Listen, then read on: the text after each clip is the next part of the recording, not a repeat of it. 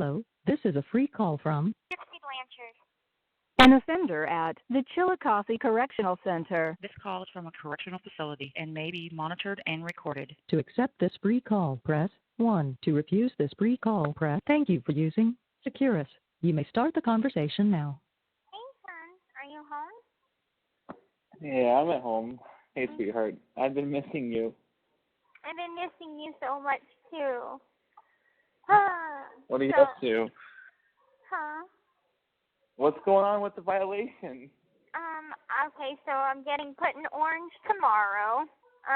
Oh, fuck. Yeah, I know. But get this shit. Okay, so after we hung up, they had read me my violation, and I was just going to plead guilty right there. However, okay, this is what they hit me with. Creating a disturbance, smoking in an unauthorized area, and causing a fire and safety hazard. Okay, well, they're trying to say that we had a fire drill, okay, that happened about 20 minutes before. And so we had the fire drill, and we all evacuated out like a normal drill, came back in. About 20 minutes later, I fire up a cigarette and share with my roommate. Okay, well, there was a technical issue. Oh, I thought the cigarette is what caused the fire. No. I guess it wouldn't be a drill in that sense. It was yeah. It was a drill, and then after the fact, I smoked in the room. And anyway, since the system was fucking up already, it sent, I guess there's sensors in the vents in our rooms.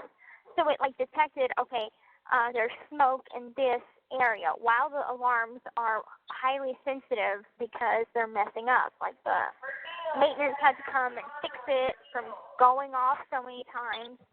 And anyway, so they're trying to say that it's because of one of us smoking in the room that we had to evacuate and all that shit. And I said, no, not guilty. I had smoked in the room. I'll admit to that, and I'll take that. But it happened after the fact of the fire drill. I didn't cause the fire drill. So, yeah. That's what I thought you were saying yesterday. No, that's what they're trying to hit me with, and I'm like, no, I'll plead guilty to smoking in the room, but you can smoke all day in the room, and the fire alarms don't go off. Yeah. So how'd they catch you? Like the sensors went off, and they just came in the room, and they're just like, who's smoking in here? Yeah. Right. They came in, and the white shirt came in our room, smelled it, and smelled the two rooms above us and the room next door. Now, none of those rooms smelled like smoke, only ours. And even after spraying Febreze in the room, it still smelled like smoke. So they gave all violations, and I'm like, one roommate had already just went in orange for smoking. If you get your second smoking violation, you go to the hole. So I'm like, I'm not going to let you go to the hole, because we were both smoking, and so I'm gonna take it. And so I will. And so I'll get put in orange tomorrow, and it'll last 10 days. I've already stocked my locker to last me through the 10 days. So I'll be okay. No, I won't be able to talk to you for 10 days, Gypsy. What am I going to do? I know. What am I going to do? It's going to suck, but I will write to you every day, probably like I did before. It's not 15 days, so. All right. Did you get my letter today? I did. It smelled fire, by the way. Okay. I love it. Perfect. Yeah. And okay, so I promise, I'll write you too. I'll write you more now that you're in orange, because I'm gonna need my daily dose of Gypsy more now, because I'm not gonna be able to talk to you anymore. So, because I'm fucking missing you like crazy right now. Like, I hate this whole month has been bad. I just want, because I can feel that itch. That itch is just like coming. It's because it's so soon. Like it's honestly not that far away anymore. Right. That I'll be coming to visit. Like, it's still 2 months, but like that's so short. And February's gonna be shorter, obviously, like 3 or 4 days. So like it's in no time right now. It's like almost like, okay, it's time to start like figuring out the trip and like buying the tickets and like getting ready and like just having that realization that like it's time to go almost. It's just like, I can't fucking wait. Me I either. can't wait. I still can't wait. And I was like looking at my calendar, so Monday makes exactly 2 months. And you know, a day after that, it's gonna be under 2 months. So it's coming by pretty quickly, and I'm ready for it. Oh, and I've got something important to tell you. Okay, so apparently they have suspended food visits. So no, I was gonna bring something for you. No. I wish you could, but they just posted it up today that they are suspending food visits because they think that's how people are getting drugs into the prison, which is stupid. They're not getting it through visits; they're getting it through work release. But anyway, and they said like they're gonna think about reinstating food visits whenever. They have to see the decrease of drugs in the facility. And I'm like, well, that's probably What kind of drugs are people doing in prison? Like, I don't know. I mean, have you ever heard of something called Suboxone? Suboxone? Yeah, it's like so Suboxone is it's a drug for like heroin addicts, and like it's supposed to like help them stop using, but it still gets you high. It just takes away the withdrawal. Mm-hmm. The withdrawal syndromes or symptoms of using like opiates. Right. So yeah, I know what they that is. But they get some Suboxone in here through work release. That's not even like a I wouldn't. I mean, yes, it's a drug, but I wouldn't like. It's not like it doesn't have any street value. Like nobody wants fucking Suboxone. Like I mean, in here it's not the same as out there. So. In here, I guess, higher doses of even Tylenol could be, classified as drug. Right. And it, especially like whatever I was taking, back in last year, I don't know what it was called. It was little, it was yellow, and it was round, and it was opiate. That's all I know, and it got me high. So I mean, whatever that is, it could be bad. I don't know what they're bringing in, but. What do you? Wait, hold on. How are you getting those? Were they like prescribed to you for something, or? No, I had. You just like getting. Oh, that's right. Yeah, your roommate. Yeah. Right, my roommate. Mhm. Yeah. Mm-hmm. Yeah. So. Yeah. So I mean, like, I don't know. I guess like, okay, so like a food visit. So I could put some fucking pills inside of a meatloaf and have you eat it, and then you go. And this is what, like, take a shit and then pull it out of it or something? I guess no idea. People well, will do whatever they have to do, I guess.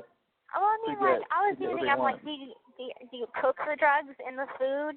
Or like, okay, well, you'll get high right then and there by eating it. It would have to be like, I don't know. I'd have to like put pills like in a little plastic bag or something. And then I go and shove it up my vagina, and then bam, I can bring it in. But like, we still have to squat and cough.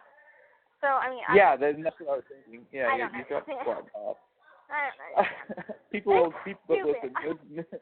I'm just glad it was funny. Because I was already thinking of like, I think I actually wrote that to you in the letter that you got today. I was thinking about I know. Your letter was like, oh my God, because you had talked about a food visit, you talked about staying out of trouble, and I'm like, stay out of trouble. But it's that 4 months thing, like every 4 months I get a violation. Oh yeah. I told you that. I said that. I was like, yeah, you're almost gonna get back to the honor wing, so just stay out of trouble and don't. I said. I'll probably get to the honor wing in September. And know this and know that, and then of course you call me and Ken, I'm sorry, I got a violation. And the food visit. It's like maybe that letter was cursed or something, because 2 out of the things that talked about in that letter are now no more. Right. Well, I mean, I'm hoping that they'll bring it back. I was like, my first thought was like, damn it, why couldn't that dickhead ass Robert bring me my McDonald's French fries when I goddamn wanted them? Now I can't even get that. They just went to a whiny crybaby, roasting balls and give me my damn French fries. Anyway. Is that what you want, Gypsy? You want some McDonald's? You want some McDonald's French fries? McDonald's French fries. Oh my Okay, God. well, if it's reinstated when I come back in March, I'll bring you some McDonald's. Okay, because I don't think I'll be able to cook for you right away because I don't think I'll have a kitchen yet in Kansas City. But I'll stop off at McDonald's. They'll be nice and cold for you by the time we get there. Perfect. That's exactly what I love. I don't think there's a McDonald's in Chillicothe, or at least anywhere near. So I'll rush it. What else do you like from McDonald's? Just the French fries, or what? Just what the else French would you fries. like? I'm not a big fan of their burgers. Like, I like burgers, and there's burgers in the visiting room. It's just like potatoes. Like, my diet before I got locked up was a lot of potatoes. And so I'm like, you know, the potatoes that we get in here, we get a baked potato every once in a while. But like on you baked love potatoes, don't you? That's what you told me in your letter. You're like, I love twice baked potatoes. Yeah, And I was I like, just twice love baked it. potato, okay. Love potatoes. Okay. All right, sweetheart. I'll make you some potatoes. I'll see what I can do to make it interesting. Oh, and by the way, But, I already have childbearing hips, so that's already there. That's already there. Well, I can't tell. I can't tell. Even in like your best, I love your pictures, by the way, the ones that I got the other day from you. But I can't tell what's underneath those khakis. I can't tell. Oh, I know. So it's like I'm wearing a paper bag. Yeah. So, It's okay. You still look hot, but I don't know what's going on under there. Okay. Okay, so what's going on? What's going on with your drama? What's been going on with you?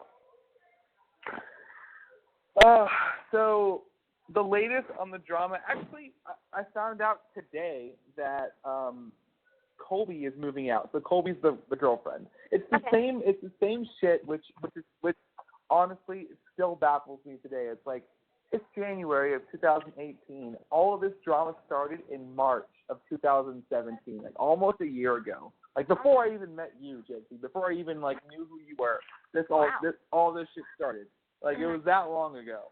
You know, and all of this shit has just continued and continued and continued. But so last weekend was her birthday, Colby's birthday. And Colby, she likes me a lot as a friend. Like, she confides in me. She'll tell me things that she won't tell Eric. And Eric is the boyfriend. Colby and Eric are the couple that have been separated but still live in the same house with us. Okay. And so Colby will tell me things that, like, I'm not supposed to tell Eric, and it's fine. I'll listen to him. Like, she's still seeing that same guy that, that she cheated on Eric with. She's still seeing that same guy. His name's Andrew. And she'll tell me all these things about him, like, oh, he beats me sometimes. Like, I had a bloody nose last week and things like this. And I'm just like, oh, my God. Like, what the fuck are you doing? Like, I just don't understand. Like, I mean, I've never been in, like, a super abusive relationship, so I can't fully grasp, like, what that's like why, because of course, like, the first question I always say is, like, well, why don't you just leave him? But it's not that easy, obviously, like, because people, you know, when you love somebody, like, you fight through these certain things. But I'm like, you're getting beat on the daily, like, your nose is bleeding, like, what the fuck? Like, I would never let that shit happen to me. If I was dating a girl and she punched me in the face and, like, made my nose bleed, like, constantly, like, more than once, I'd be like, fuck you, you're crazy. Why would you you again. say that? Right. I mean, that's always the question, I get you know, it, but, like, it's deeper than that. Like, you know, I mean, when it comes to relationships, when you love somebody, like, you just, I don't know, you try and justify it with certain things or whatever. Yeah. I And, yeah, right. So, yeah, so, I mean, I'm just like, okay, like, so, like, I was just like, what do you want, Colby? Like, honestly, like, it's getting to a point now where it's starting to get a little ridiculous. Like, you are 32 years old. I'm 25, and I feel like I have a better grasp on this than you do. Like, you should know the shit by now. Like, it basically comes down to two different roads here. Road A is you move out of this house, which is what, because she wants to be with that guy. She wants to be with Andrew. Like, she does not want to be with Eric anymore because she fucked that relationship up, and there's really no remending it. Like, honestly, like, I'm the same way. I feel like cheating is, like, the one thing that, like, just cannot be fixed. Like, if you cheat on somebody, like, it's just, like, that breach of trust, it's almost unrebuildable, you know? So, like, they're basically shot as a couple. And so I was like, okay, so you want Andrew then? Okay, what does Andrew like want from you? Like, Andrew wants you to move out of your ex-boyfriend's house, as anybody would. If I was dating a girl and I loved her and I wanted to be This with call her, is like, from a correctional facility and may be monitored and recorded. Yeah, it's like, move out. Right, and if I found out that she was, like, you know, living with her ex-boyfriend, I'd be like, no, get the fuck out of there. What are you talking about? What are you doing? Right, so it's like, yeah, it's time to go, and it's been a year almost.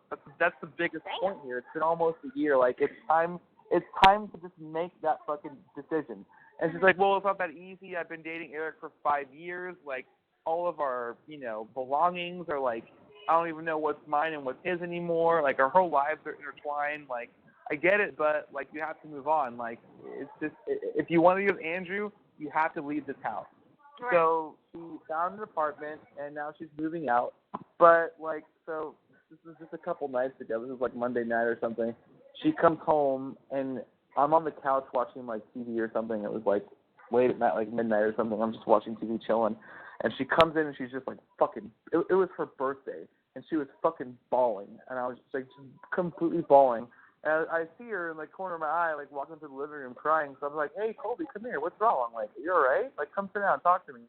She's just like, I don't know what I'm doing. And, like, you know, like, I told Eric that I'm going to move out, and I don't know if I should. And I'm like, look, like, you definitely should. And I think that, like, it's best for both of you. Like, Eric, I mean, the first step to moving on for Eric, too, is to have you not living in the same house anymore.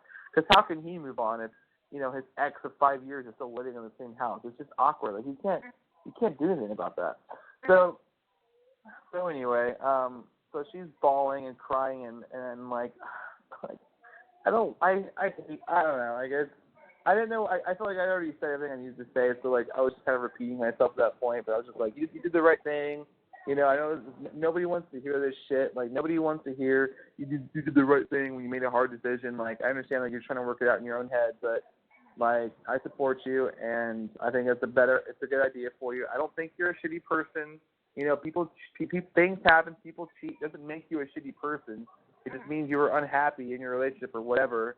You know, and I get that, but you know, this is the next step. Like, this day was gonna come, regardless of when you wanted it to or not. So I'm happy that it's here now.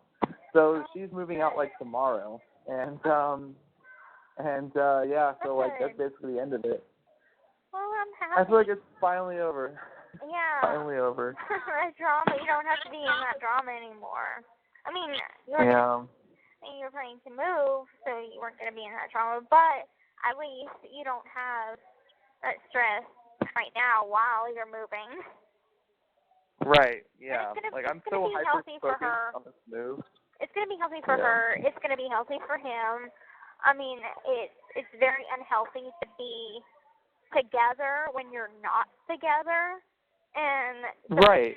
And it's weird because, like, you're sleeping in the same. You know? Yeah. No, totally. And it's like I feel like they're torturing themselves because, like, they sleep in the same bed, but they don't have sex. Like, they just sleep in the same bed together every single night for the past, like, 8, 9, 10 months, and they just don't fuck each other. And I'm just like, that's so weird to me. I don't get that. Like, having, like, your ex sleep with you in the same bed, but, like, no touching. I don't understand that either. Yeah, it's just people are weird, man. Like, I don't know. I just don't know. But I don't say anything. I just keep it to myself, you know. I keep my opinions to myself. I'm not going to, you know, what the fuck are you guys doing? That's so fucking strange. Like, I'm not going to do that, so. I just leave it alone and let them work it out. Like, you know, we're all adults. We all work out our own shit in our own ways. I'm sure there have been lots of decisions that I've made where people are like, Ken, what the fuck are you doing? Like, this is the way you should do it. And I'm like, no, I'm going to do it this way because this is the way I want to do it. You know, and it's just people do shit the way they want to do it. So anyway, right now, all I want to do is just get out of here, Gypsy. I just want to get out of here. I want to go to Kansas City. I want to come see you, and I just want to start 2018 in March.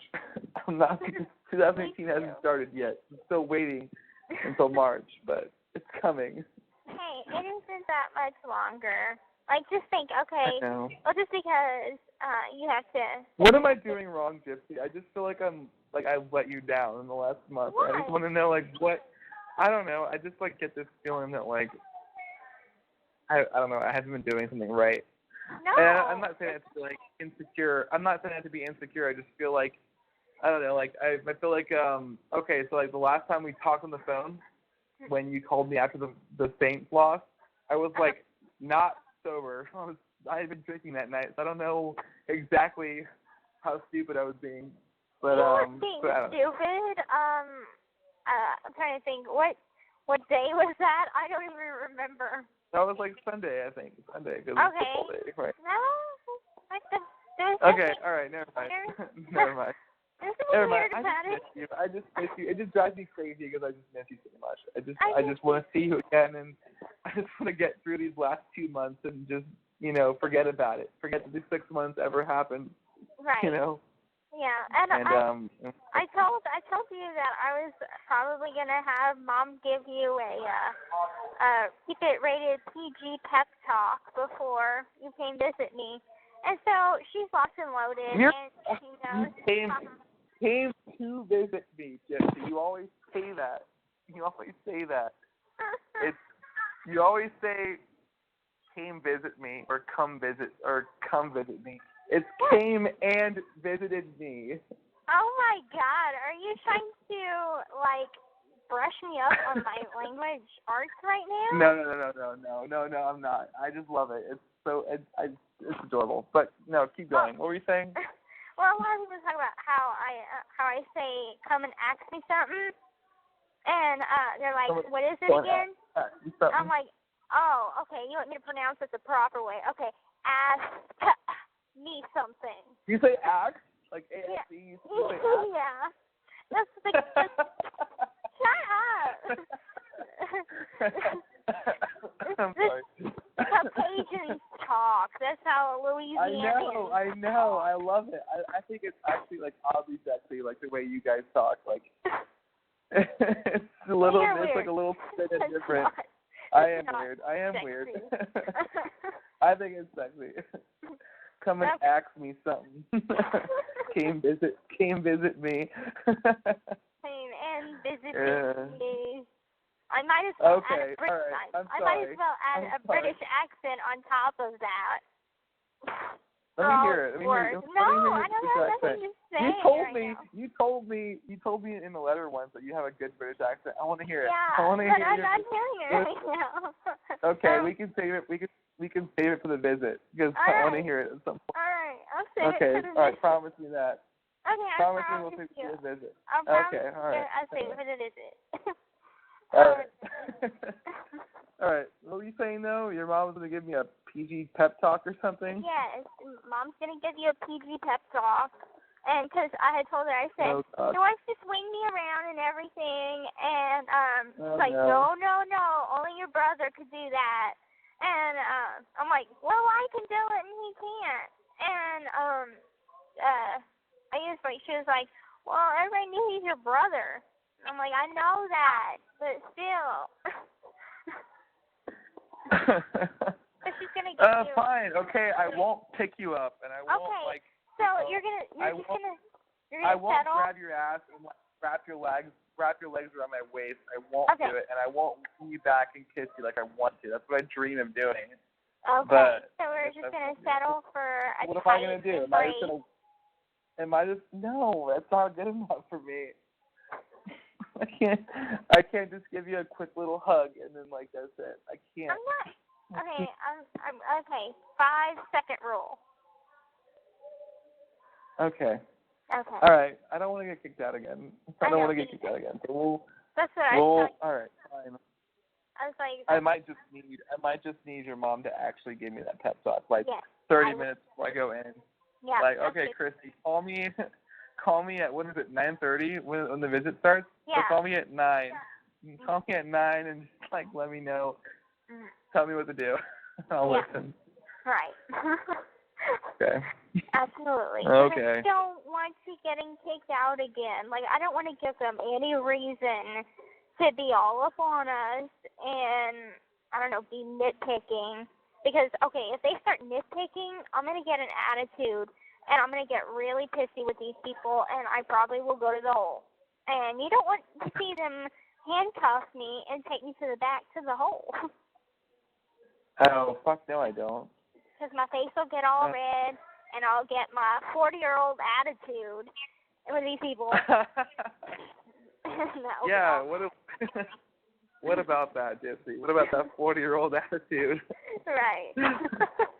We don't want that to Well, they happen. actually handcuff you when they take you to the hole? Mhm. Yeah. Each officer has freaking... I hate prison. Oh, well, me too. This is my life, my big fat prison life. Hey, that might be a good show. That would be a good show. Yeah.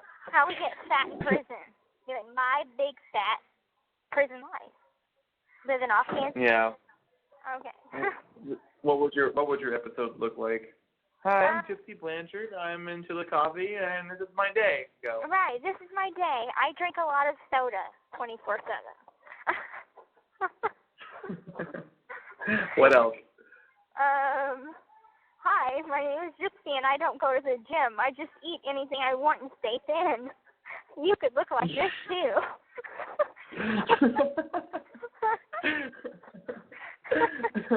4'11", 100 pounds, baby. That's all you need.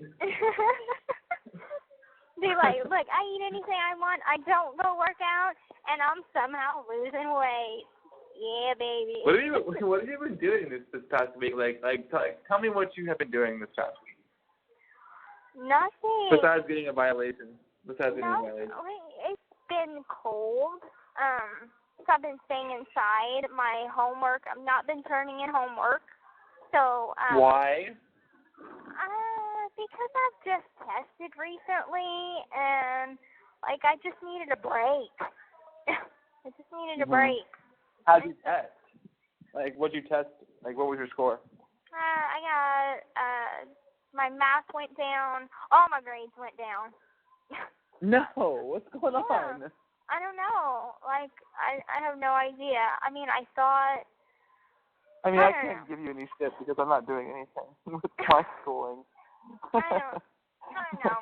I mean, I know how to multiply fractions by fractions now, which I didn't before when I did test. So it's like I have 24 minutes to answer 40 questions on math computation, and that's without a calculator. And so it's so much brain work, and I psych myself out, and I'm looking at the clock when I should be doing the answers, and sometimes I'll skip an answer, but then it'll fuck me up because I'll lose track. I'll be like, oh, well, that was, answer A for number 14, but I answered A for number 13, and I'll have to go back and redo it, so that makes me lose more time. But anyway, I got a 7.2 in math, so I don't know. Passing. I'm getting there. This is such a big pain in the ass. If I. Oh, sweetheart. If I had a choice it's okay. to drop out or keep going, just don't ask me that. Come on, babe. You gotta fucking focus, okay? Because this is getting this done is gonna help your release. It's gonna help you in front of the parole board. So we gotta get this shit done. If I can do anything to help you, babe, I will. You just gotta let me know. I know. I'm sure when I can come visit you, it'll be different. Let me actually talk like you. When I come visit you, we can sit down and I can bring shit if they let me. I don't know how they feel about people bringing in books and stuff. You have to tell me about how that is, but no. If I can, well, no. No, but you can. I'll get a piece of paper and a crayon, and we can work on some schoolwork together. So I'll just. A piece of paper and a fucking crayon. Okay, how about this? I walk through a metal detector, okay? But I can take sheets of paper, practice sheets, and fold them up, put them in my back pocket, and that's not gonna. I can get in with that. If I pull it out of my pocket, they're gonna be like, "Hey, what are you doing?" I don't know. Right. Yeah. Be like, where'd you get that? Why are you bringing shit illegally into a prison? Huh? It's a goddamn That's and they kick you out, and they... To help my girlfriend with her schoolwork. Are you kidding me? You're going to kick me out for that? Yeah, I'm sure they would. They kicked you out for a damn kiss. You don't think that they'll kick you out for smuggling shit to a visit? Well, it was more than just a kiss. We made out for like 10 seconds. Oh, okay.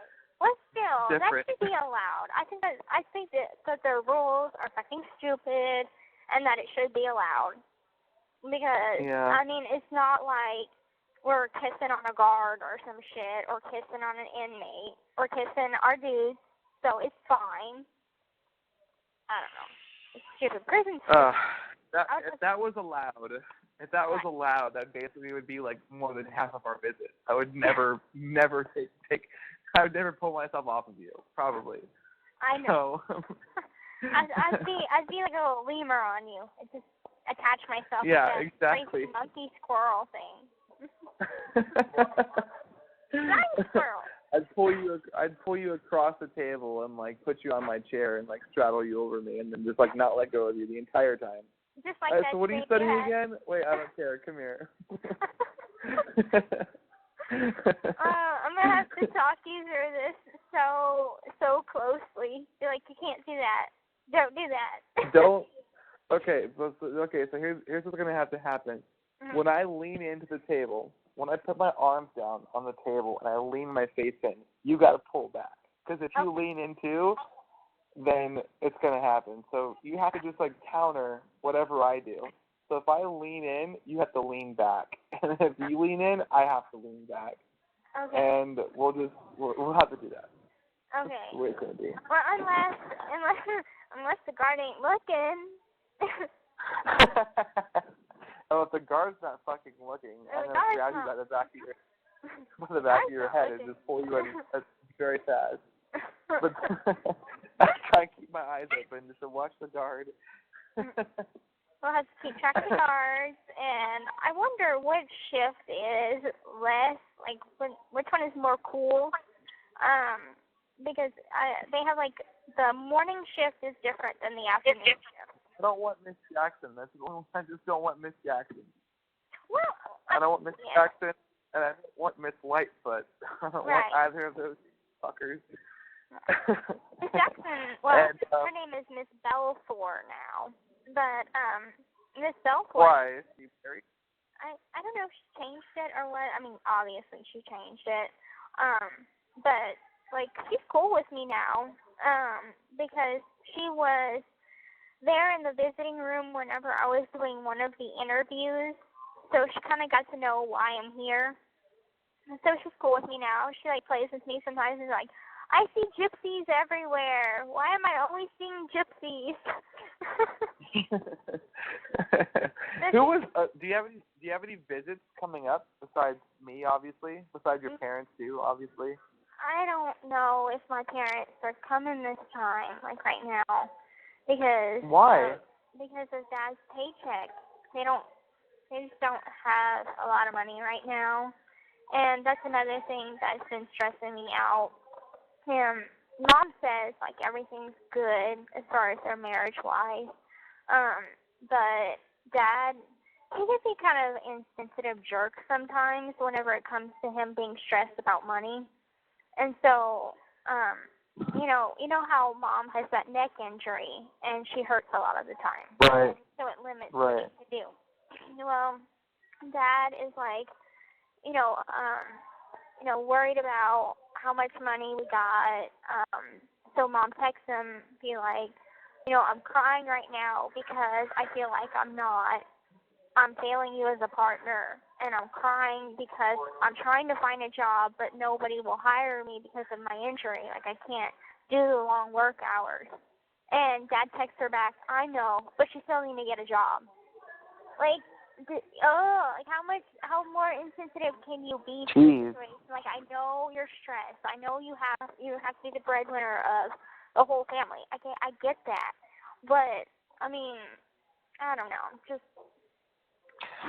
Yeah, I mean, that's definitely, I definitely had, like, money stresses before in my life, but I've never, like, been married before, so I don't know what that's like to have to like, put your wife to work, because like my ideal life image is like, me working and you not working, like you staying at home and like raising a family while I'm the one that works. That's like the American dream though. Like that's what every man wants in his life. You know what I mean?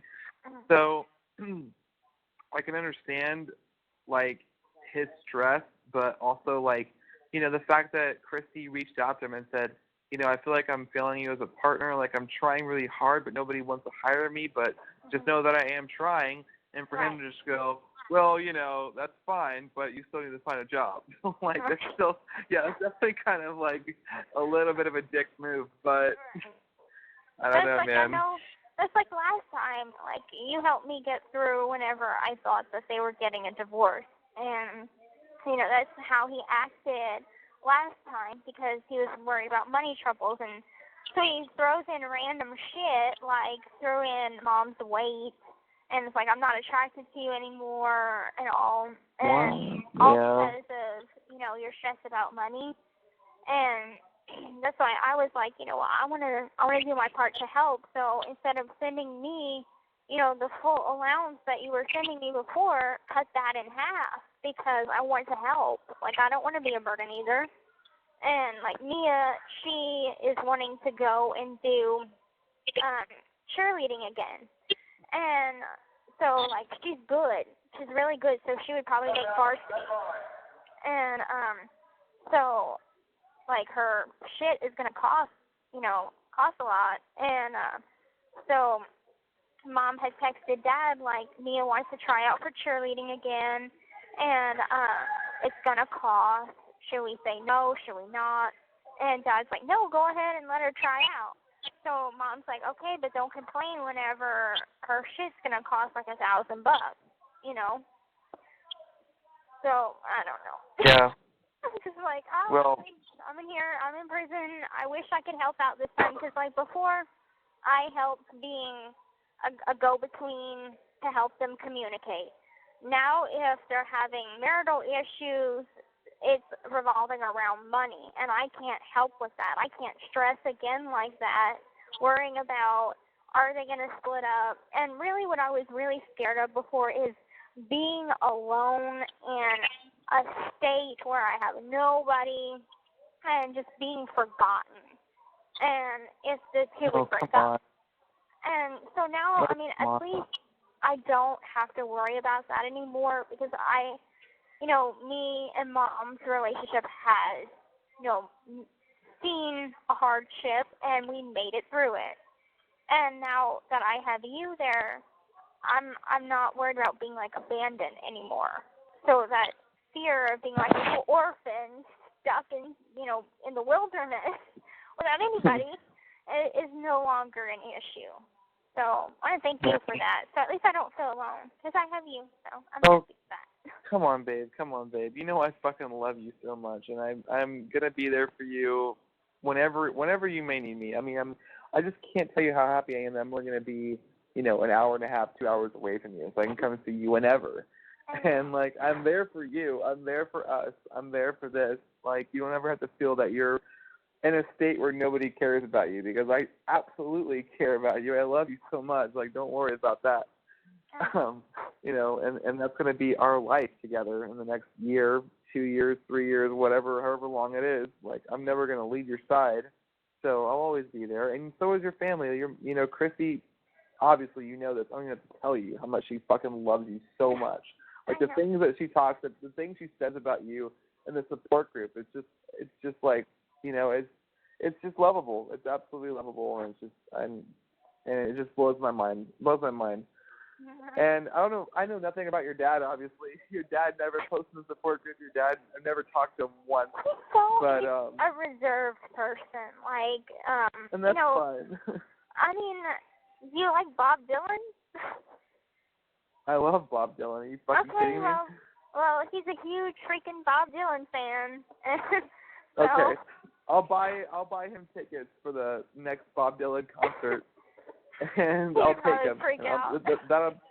That'll be our bonding experience. Like, okay, Rod, like, we're gonna go together. We're gonna hang out. We're gonna watch Bob Dylan. we're gonna have some Bud Lights or whatever, and we're gonna chill. And that'd be awesome. Because that day's gonna come, Gypsy. That day's gonna come where like I'm gonna meet him. And even though like I've told you in the past like I'm a little intimidated by it, but I'm fine. I'm honestly like I would totally be fine, and I guarantee that it would probably go very well. Yeah, I think so too. I know your mom. I'm like, hey, listen, Rod. Uh-huh. Listen, Rod. Listen, I'm just a guy that loves your daughter. That's all I am. And you don't have to worry about anything. Yeah, just be yourself. But my mom. Fine. Yeah, exactly. But yeah, your mom my mom actually. Uh-huh. She called me today and she was just like, so what did Gypsy say about our first conversation? And I was like, well, she just told me to tell you that she thinks you're so sweet and, like that she loved the conversation and she loved talking about makeup and whatever. And she was just like, well, let that girl know that I love her tonight because I know she's going to call you. And I was like, how do you know she's going to call me? I just knew she was going to call you somehow and let her know that I love her. I said, okay, I will. Oh, well, tell her I love her. She adores too. you. She's so sweet, like for real. Because she told me like that. I was telling her about like how kind of like our relationship has grown. From a friendship to a relationship. And whenever we were talking about the visit, she was like, I was so you told her about surprised. the visit? Yeah. So we were just talking about all of that and how like. Us writing to each other and how that kind of grew from there. And, sending you the visiting forms and thinking that you weren't going to make the journey, and then you did. And so our first visit, we spent 30 minutes together. And he fucking kissed me out of nowhere. And she's like, yeah, he's like real. I was shocked about that because he's like really reserved. And I was thinking in my head, like, he's so not reserved with me. I know. So, when it comes to certain people, I'm so not reserved. Like, you totally stole my heart, so I just opened up completely. So, it was totally different. But yeah, that's fine that she said that. Mm-hmm. He's totally reserved. Of course you would say that, Mom. Thank you. Totally reserved. and basically, like, because she was telling me that, she watched the documentary first and told you about it, and you watched it, and because I was real with her. I was like, I was worried about how, your family would react to, your son being in a relationship with someone that's in prison, and especially for something like this. And she told me if she doesn't care about my past. She cares about my future, and, I make you happy, and that makes her happy. So she loves me because of that. Oh, Mom. Yeah. So she was like, just talking also about how, like, your sister saw the documentary, and, so I guess, like, one of your sisters was like, yeah, that could be my sister, So, like, your mom texted my mom, like, right after. And so your mom was like, I think, like, I don't know, I can't remember exactly what it said in the text, but something like, I don't know, I think, like, they're, like, thinking we're going to get married. So, like, and it was like, we're going to be future sisters-in-law or something like that. Yeah, something like that. And Mom was like, I think that, too. So they're, like, already planning the wedding shit. We don't have to do anything. They're going to plan it all for us. Yeah, they might even just propose for me. Right. Yeah, that's what I see myself doing. Just, like, getting on one knee in the prison visitation room. Just like, Gypsy, I want you to marry me. Just give you a ring and then I have to take it because you couldn't take it. You couldn't take it with you. I'm not right? listening to you. La la la la la. All right. Anyway, yeah, it's funny. I'm just happy that y'all had a good conversation. Yeah, me too. And I'm happy you finally called her because she's been waiting for that call for so long now. No. Well, I mean, I was always ready, like, but I was just wanting you to be ready. I've always been ready. I've always been ready. Okay. I'm just so happy with the direction that this is going in. I just can't wait. I'm so happy that you're a part of my life, Gypsy, and I can't wait to be with you in person more in the next few months, just a few months away. And I can't stop talking about it. I feel like a broken record. Every time I talk to you, I'm just like, oh my God, it's like 6 weeks away. Now it's 4 weeks away. Now it's 2 weeks away. I mean, that's not the case, but it's like it's getting that way. I'm the same way. Don't even worry about that. Like, I'm just as excited, and I'm bummed about the food visit thingy, but it's fine. I'm sure that they'll bring it back at some point. I'm sure it'll come back somehow, and I'll if I have to sneak some McDonald's French fries in my waistband for you, I will. I'll get you your French fries one way or another. Okay, don't worry about it. Okay. Well, don't need to get in trouble, but thank you for thinking about me. I'm always thinking about you. Yeah, I know. Don't worry, the French fries are coming. Anyway. You think that's all that I want in those pants of yours? French fries? Well, we'll have to wait for that one. We're going to go there. That's the big fucking day. Okay, so I'm going to petition the governor to legalize conjugals because I'm going to need it. I'm going to need to come in there and spend the night with you somehow, some way or another. I'll go trans or something and then get a prison sentence. No, how about you just try out to be a guard? A guard, I was thinking about that. That'd actually be a pretty hot fantasy. I'll try out. Yeah, that's what I'll do. I'll move to Missouri, and I will fill out an application to be a CO.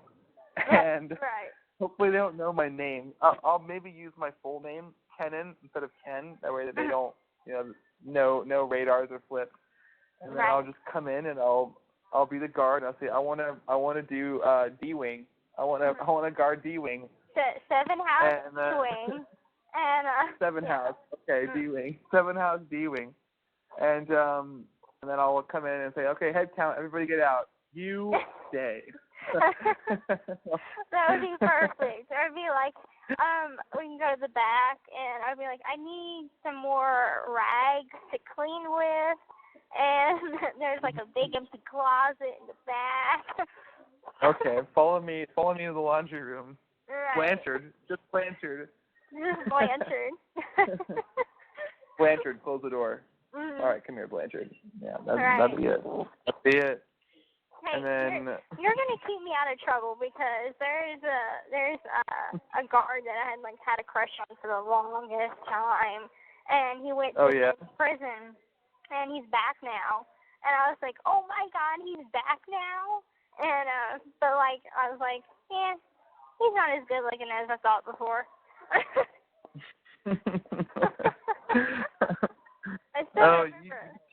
You be careful because those guards, I'm sure, would love, the fantasy of fucking one of the inmates. Oh yeah, I'm sure they would love to lose their job. Listen, hey, people can be sneaky. I've done lots of things that can technically lose me my job, but part of the thrill of getting away with it. So I don't trust anybody. Hey, well, at least tell me. You'll keep me out of trouble because I remember when I first got to Vandalia, they had this guy, they had one of the guards, and I thought he was a little cute, but back then I didn't understand how severe the rules were about flirting and stuff with guards. So I was heading to chow, and anyway, I had asked him, I said, so can I ask you a question? And he said, yeah. And I said, could I go to the hole and get in trouble for flirting with one of the guards? And he said, technically, yeah. Why? And I started to walk away, and I looked back at him, and it was like, no reason. And I winked at him. So I'm like, damn. Blanchard, come here. You want to go to the hole right now. So at least I'm not as I used to be. But at least I have you now, so I'm like, that will keep me tame. I know. God damn it. Just oh my God. I know that we talked about this a bunch, but for real, like honestly, when I come visit you, the first like couple weekends or a couple months or whatever, it's gonna be so fucking hard for me to just be such a good boy. It's really fucking hard. I don't understand how anybody can do it. Like God bless anybody who can just like make it through these things without just like reaching out and just grabbing. God damn it. God damn it. I know. It's so torturous. But that's okay. I still love you so much. I still love you so much. It's okay. Okay, babe. I'll write you a better letter, and we'll do whatever we can. Hey, I like that letter. Okay. I liked it. It's very creative. Yours was good. Yours is really good. The last one. Okay, Thanks. so I'll have another one for you in the next 2 weeks, and I want you to make me another one. Okay, I'll make you another one. I gotta think of something. Okay. I have to narrow down my choices. I remember I did this one that I was like, I threw away because it was a fantasy in prison, and I'm like, that's lame. I'm not gonna read him that. What was it? It was just like, okay, so they have What's your tours. prison fantasy? Okay, so they have like tours that, you know, people can come and tour the prison. I don't know if it's just like regular people off the street that they book a tour of the prison, or if it's like future guards or whatever, that there's tours. And so I had like a fantasy that I was like, you know, coming back from school or going to school, and you were on one of the tours, and so you toured my housing unit, and so we like fucked in the shower. Oh shit, are these tours actually a thing that I can sign up for? Because now you're giving me dangerous ideas. Oh no. Oh no. Because I want to come tour Chillicothe if it somehow puts me somewhere in Seven House. You know, I can sneak away from the tour. Sneak away. I'll tell you where I'll be. I'm like, okay, Gypsy, I'm in A wing. Can you get to A wing? Because I'm like hiding out in the closet right over here. Make your way to A wing. Oh goodness, yeah, that's pretty much how my fantasy went. Well, that would have been hot. Actually, I would have liked it. I would have liked anything. I would like to hear you read anything. It's good enough for me. Okay. I don't get enough phone time with you. Like letting go of hearing your voice. It's just like my dick goes soft right away. So I just want to. I just love these nights. I love these nights where I just get to hear you. Same here. You have the most sexiest voice I've ever heard in my life. Are you fucking kidding me, Gypsy? Your fucking voice drives me fucking insane. I don't know how. I don't know. I've always thought your voice was incredibly sexy. And when you wrote me in a letter once, like it's mousy, I was like, no, it's not. No, it's not. It's girly. And that's what I love about it. That's what I love about you. And you have a very unique voice. I've never heard your voice before. We hear the same voices all the fucking time, but your fucking voice is so fucking sexy to me because I've never heard it before. Aw, that's sweet. I try so hard to talk like other people sometimes because I'm like, I just want to talk. Let me hear it. Let me hear your deep voice. Oh, fuck, I don't think I have one. Okay, so this is my normal talking voice, and then I can sit up. And I can talk like this more. Okay. I'm like being more direct. I can talk like this. This is like my professional voice. Hey, my name's Ken. How you doing? And then when I'm being myself, it's more like, hey, I'm Ken. How you doing? That's me. This is me. I like just your normal voice. Yeah, this is Ken, and then this is me when I want to be serious. Well, like, my voice gets a bit deeper when I'm highly pissed, because I'll be like, bitch, what the fuck do you think you doing? Like, get out of my fucking way. Like, she's on my phone time. Oh, hell no. I don't know. Really? Do I ever do that? Bitch, what the fuck you think you're doing? I can't even imagine you saying that. Well, I told Dylan tonight, because I had talked to him for a little bit, and Mom had told me about Rayleigh being pregnant, already. But she's like, shh, right. I'm gonna let Dylan tell you, but don't tell him I told you. So I was surprised. So he told me, and I acted all surprised. And I said, you know what this means, right? You're gonna have to grow up. Like, you're gonna have to grow the fuck up, grow some balls, get a real job, and take care of your family. Stop cheating. It's time to become a man. Lay down the fucking law, Gypsy. I was like, and he's like, oh shit, she broke it down for me. I was like, yep. I love it. God damn it, I fucking love you. Okay, Ken, wake up. Someone need that's cute. cold shower. For real though, for real, honestly. Like I have to like turn over every now and then, just because. Anyway, all right, moving on. So I was going to ask you if it's okay if I congratulate your mom yet, or if I should wait on that, because I wanted to be like, congratulations on being a future grandmother, but I felt like I should wait maybe. Yeah, you can. Okay, because the only reason I said I should wait is because you told me, like, told your mom. Oh, okay, perfect. Yeah. Oh, that's right, because my mom. Yeah, that's right. Well, anyway, only reason I said that was because you told me, like, there was problems in the past of, like, like losing a baby and shit. So I didn't know if it was like if it was okay yet to be like, hey, congratulations on being a future G-Mon, and then next week something happened, and I feel like an idiot. Yeah, so. That's cool, because Rayleigh had went to her first appointment, and she's about 6 weeks.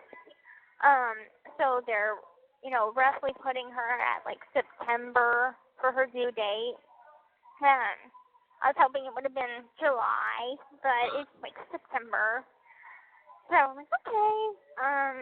And then I'll be getting a picture of my goddaughter. Rachel's gonna send me a picture of her. I think she sent it off today. So I'll be getting that. So I get to see her. Your goddaughter, Nemia? Nimaway. Mm-hmm. You can call her Nimmy. We all just call her Nimmy. Mm-hmm. Oh, God, Mommy Dip. Yeah, well, in Louisiana, we call godparents nannies and parents. So I'm a nanny. I'm going to have to teach them about that. They don't know about that. Well, so what's the story behind Rachel? Like, how do you know her? I know the story behind Chris, and I know the story behind I forget her name. The one girl that called me for you back in like October. I forget her name. Oh, what was her name? I have no idea. What was it? I remember when you were on ACT and you couldn't call me, so you had to friend Krista. Krista, yeah. We called her everything because we just didn't pay attention to her name. Crystal, Kristen, Crystal. Yeah, Krista. Yeah, that's your name. Krista. Yeah. Krista. Yeah. Well. So anyway, what's the story behind Rachel? How do you know her? Did y'all like do time together or something? Or? Yeah. So I was about to take the prison bus to Vandalia, and she was in the holding cell with me. And she had said, I know who you are. I've seen you in the paper, and I wanted you to know my name. My name's Rachel, and I just didn't think it was fair that I knew your name and knew about you, but you didn't know my name. So she introduced herself to me, and, we got on the prison bus together, and it was a very long ride, and we were shackled. And anyway, like, I let her use my shoulder as like a pillow, so I let her sleep on me, and like usually that's something that I would never let anybody do. And so like we just talked the whole way there. and we made fast friends. And anyway, like I told her, things that I would never have told anybody else. Like we became friends that fast. And later on, like quite recently, she's like, "You only told me that, and you told Dr. Phil that." And I said, Dr. Phil had a whole freaking binder full of information. I didn't know what he was going to pull out, so I thought I'd just tell him everything. So. Oh, fucking Dr. Phil, dude. That's still so crazy, you interviewed with him. Yeah. And how that went. Yeah. Well, okay, back to Rachel. So we did our RNO together, so receiving an orientation, and we had to go through this process of getting, kind of booked into the prison. What was she in prison for? I think it was for forgery. And what does that mean? Like, what does she do? Like, I don't know. I never really asked her about what she did. I think it was forging a check, I think. Okay. And so she saw me naked. I saw her naked because they have to strip us down, make us take a shower in groups of 2, and spray us down with this kind of lye soap, check us for, bugs and shit. And so we took a shower together, and that was traumatizing for me because I'm here's this woman that I'm becoming her friend, but seeing her naked is way too fast for me.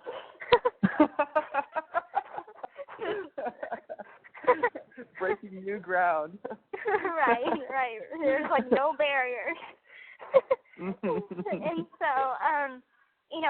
get into our jumpsuit, and then once we hit the yard, there was a group of us that were all in RNO together, and we hung out until, some of us went to drug treatment, some of us went to Chillicothe, some of us stayed there, so we got split up, and some went home.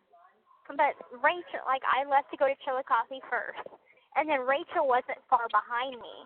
So I got to, she was on my housing unit, and I saw her. I didn't know she was coming, and I just I jumped on her. I hugged her so tight, and anyway, it was just we did our first 6 months together. I would tell her at that time I was still very confused about Nick, and so I would talk about him, and I was at one point even asking her your boyfriend's on the outside. Could he write to Nick for me? And, she's like, I don't know if you want to really do that. And so she got me writing her ex-boyfriend. And so that kind of broke me away from, being, still very brainwashed from Nick. And actually, her ex-boyfriend's name is Nick. So I'm when I'm talking to her, I'm either going to reference her Nick or my Nick. And I just recently he keeps sending me letters, and it's I still love you. Remember last Christmas in 2016, all you wanted was for me to love you. Well, I'm giving you my heart now. And I wrote him back, and I'm Nick, I had a crush on you for 2 months. And you've been all up on me ever since that. You only like me whenever you're locked up. Whenever you got out, this is your 3rd time down since I've been in prison. And the only time you write me, the only time you ever talk to me is when you're locked up. Other than that, you blow me off. So, and I told him, I said, I'm in a relationship now, and I'm happy. So quit trying to get with me. And I haven't heard back from him since. So I think I finally got through to him. Oh man, I have to fight for you, Gypsy. I have to fight for you. No. I just had to pick a few people, get them to realize some shit. But man, it's a competitive world out there. No. Gypsy, I love you. I love you too. You're the only one that I say that to. Okay, I know. I love you. I love you so much. Okay, what were we saying? Go ahead. And so anyway, Rachel at the time she wasn't quite ready to sober up and stay clean, and so I gave her talking to. I was like, don't think that I don't know what it's like to get high and to have withdrawals and to feel like you only go to that because you're sad or something in your life is fucked up. I get it. And, you know, I told her about my opiate use before I got locked up. And I was like, you could be so much more. And, you know, to be honest, like, I wonder if I would not have been so high all the time, would I have, you know, thought about that? Would I have came to that conclusion of murder was my only way out? Because it numbed me to a point that I didn't give a fuck no more. And so, like, that puts it in perspective, like, really think about what you're doing. And you could have such a good life if you just give yourself that chance. And she was dating this guy named Marcus at the time. And Marcus maybe put like $5 on her account the entire time she had been here and spent the rest on drugs. And I said, you really want to be with a guy that's like that? I mean, you're trying to stay clean, and he's still sucking up. So, and he doesn't even take care of you for real in here. So, I mean, you got to do what's right for you and not for someone else. And she took it to heart, and she decided, I'm going to clean up my act. And so when she got out, she was going to NA meetings, and she had to do long-term treatment, which she did. She completed the treatment program, and she met her boyfriend, her current boyfriend there. And, like, they hit it off really good at the NA meeting, and now they're engaged, and, you know, they have Nimmy now. So, you know. No, that's awesome. I'm so happy for her. Me too. You know, I mean, like, it's always crazy to see, you know, people go through like such a I mean, okay, so I've never been to prison before, but I've gone through opiate addiction myself, and I told you that. And you're like one of the only people in the world that's ever told that to, by the way. I don't tell anybody about that because it's just like one of those things that, you know, you feel judged when you talk about it, but, you know, with you it was always different for me. So, you know, I know what it's like. I've been through it. I went through it from the age of 20 to 23, like 3 years of it. And I just remember, like, all the fucked up decisions I ever made in my life, all the bad choices and, like, wrongdoings I've ever done were always centered around, like, my drug use. Like, if it wasn't for me, and I'm not trying to, like, pass it off like that. Like, you know, I still stand by what happened, you know, in my life, and I take responsibility. But I also feel like, you know, if I had never gotten high, I never would have done these things, you know. And, so, like, I definitely relate to that. But you know what, like, I definitely feel like I got lucky that I never had to go to prison or go to jail even. I mean, there were times, Gypsy, I remember one time I got pulled over. Okay, I was driving, and my car was a piece of shit car that I used to have. It had no insurance, the tags were expired, there was no registration, I had no driver's license, there was every single thing that I could get in trouble for driving, I to get their tickets for. So I get pulled over, and I have a bunch of fucking drugs in my car. And a cop comes up to me and, like, shines his flashlight on me, and he's just like, "What are you doing, man? Like, your tags are expired, you got no registration, you got no insurance, you got no license. Like, what the fuck are you doing?" And I was just like, "Oh, I'm just trying to get home. I'm just trying to get home, man. Like, I was just at the grocery store. I just want to go home now. Like, that's all I'm doing." And he's like, "You don't have anything on you, do you?" And I was like, "No, I swear to God, I don't. I promise." He's like, Okay. All right, well, here's a ticket, and you be on your way. And I just remember driving away like, oh, my God. Like, I just dodged this fucking bullet. Like, if he was just like, "No, Ken, I'm going to search your car," it'd be totally different, you know? It'd be over. I'd be fucking screwed. So, like, I'm just unlucky in that sense that never happened to me, but it damn sure should have many, many, many a time, you know? And, you know, anyway, like, I think about, like, the people that I was dating when I was fucked up, and like how nobody really gives a shit about you when you're like, you know, using drugs together. Like, at the end of the day, the only thing you care about is, like, you know, getting high again.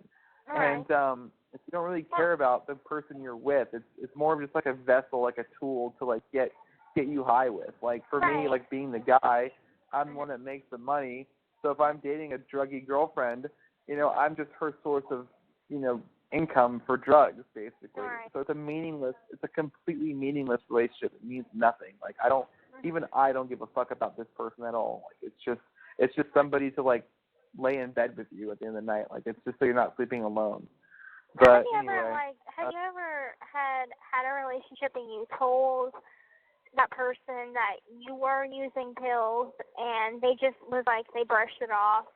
Like, have you ever felt like you telling them that you were using was like a cry for help? Like, tell me that this is wrong. Tell me that I should stop. And they just don't? Absolutely. I mean, yeah, there are definitely, like, times where, like, I mean, I don't know. Honestly, that's actually a really, really good question. I think that, okay, so, like, it's actually a really complicated, like, funny story how I started using. Like, I met this one girl who was a drug addict. Like, she was using pills and opiates so much. And I wanted to come in and, like, save her. Like, I thought she was crying to me for help. Like, she would, like, tell me all these things, like, this is her life. And I was like, well, I want to help you. I think I was 19 or 20 at the time. And I was like, I want to help you. I want to get you out of this. I want to get you out of this situation that you're in because I think you're awesome and I think that you can live a good life so you can just break away from this. Like, she had no family or nobody to help her, so I was like, let me help you.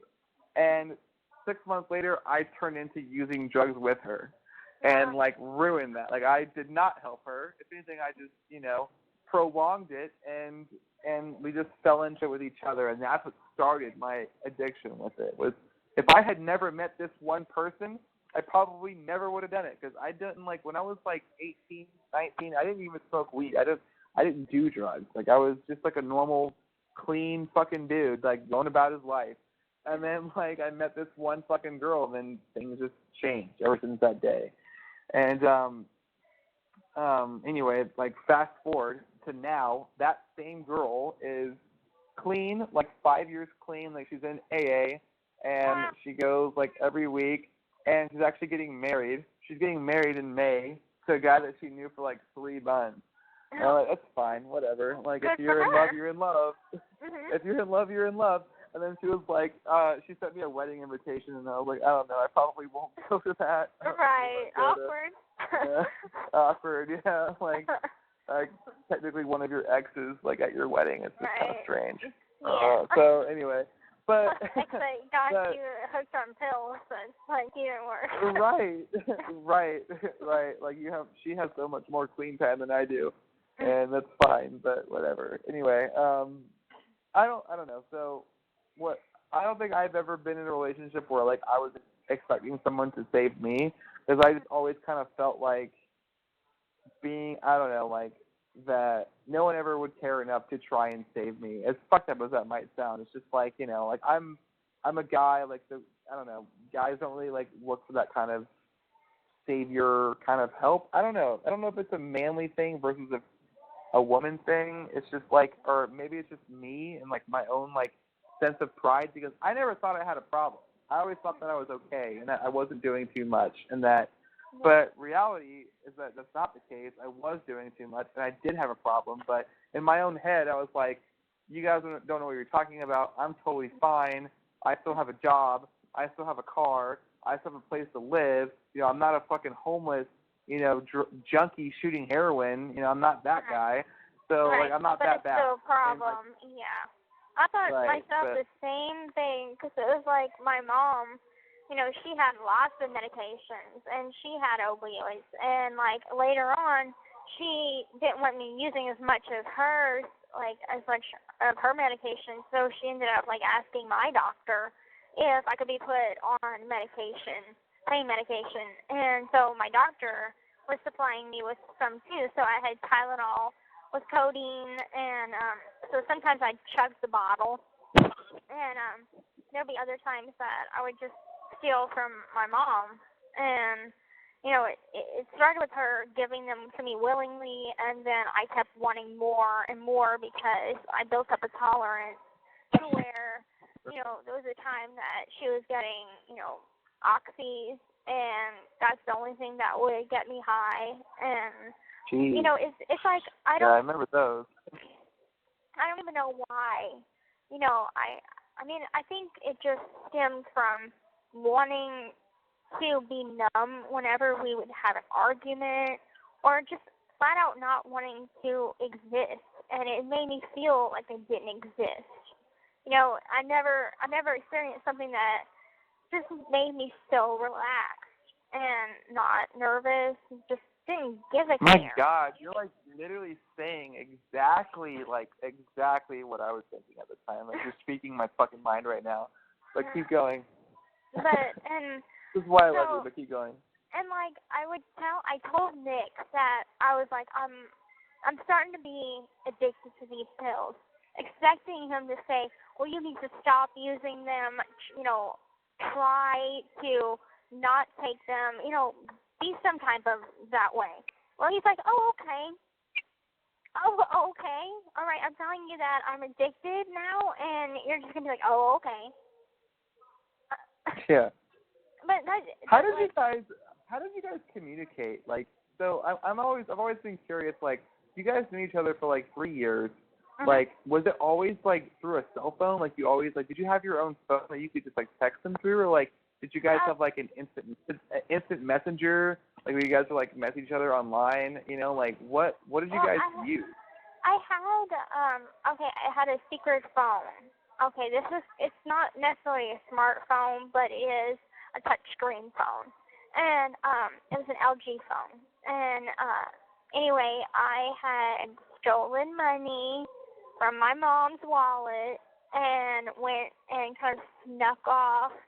Said I was going to the bathroom at Walmart, and I went by a phone, and you know I had hid it underneath me, under my butt, you know, being in the wheelchair. Right. And right.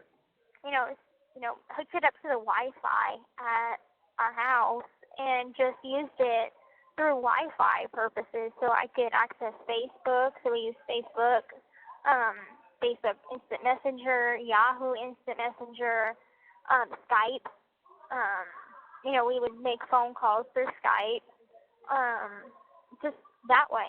And I mean, he had all of my passwords and everything, so he could easily see who I'd be talking to and whatever. But I could never have his. I was like, that was always a red flag for me. But I was like, brush it off. And oh, Gypsy. I was like, okay. but yeah, that's how we that's how we communicated, solely by that. And I mean, Skype was like the big breakthrough because we can video chat. And we would send each other like videos. So I had like a camera, and I'd hit the record button, and I would just, you know, give him a small little message. And then at the end of the year, when it was time for our anniversary, I'd put a video together, and I'd send it to him through Dropbox. And but I have to go through the process of making the video smaller, like converting it to a smaller size to send through an email. So I mean, I put a lot of time into this relationship. Oh. And I mean, I thought that it was gonna work out. I really did. Like, I thought whenever Mom would have met him, that would have been like the breakthrough. And I'm just like looking at it now. I'm like, oh, that would have never happened. I look back at how young and naive I was, and I'm like, that was so stupid. Like, I wish I could go back and, you know, tell my past self, you know, what you're doing is really, you know, I know your heart's in the right place, but girl. You know? Oh, Gypsy. I just wish I could have known you from the past somehow, like met you somehow before. You know, I think about that all the time, and so I wish I could have met you prior to the prison situation, because I just think that, like, you're I don't know. I'm not trying to be all gushy, but I think you're fucking amazing. Like, I just love everything about you, and I just know that, like, if we ever hung out, we would have a kick-ass fucking time together. You know, like, you and I we would just, I don't know, like, I would just fucking jump through fiery hoops just to have one day with you. Just to have one day with you. Even if they were like, Ken, you can't fuck her. You can't fuck her. You can't kiss her. You can't even touch her butt. you can spend the day with her, I would do whatever they fucking wanted me to do, just because I would just love it. I would just love a day with you, you know. And I'm just happy that we made it through these 6 months. Well, 4 months now, and because you know I had my doubts at the very beginning. Like, there's no way these 6 months it's gonna last. Like, she's gonna get bored of me. She's gonna move on to somebody else. Like, that's what's gonna happen because that's what I can't do. Like, what keeps a relationship like going? What keeps it interesting? What keeps it happy? Like, and that is like me being able to like excite you and do interesting things with you and like make memories with you and like see you in person. Like, these are all things that like make a relationship work. Even and if it's you like didn't do that, even if you didn't, it was just like, it's just talking like we're doing now. Like, it doesn't have to be anything extravagant and, you know. Well, that's what I want it to be, you know. That's what I want it to be. Like, I want to be able to make these memories with you, and that's why like moving to Kansas City is such an important chapter for me, because I can actually spend physical time with you. I can reach out and touch this girl that I love so much, and like, you know, just watch her facial expressions and all these like little things that people don't really think about on a daily basis because they're so used to it.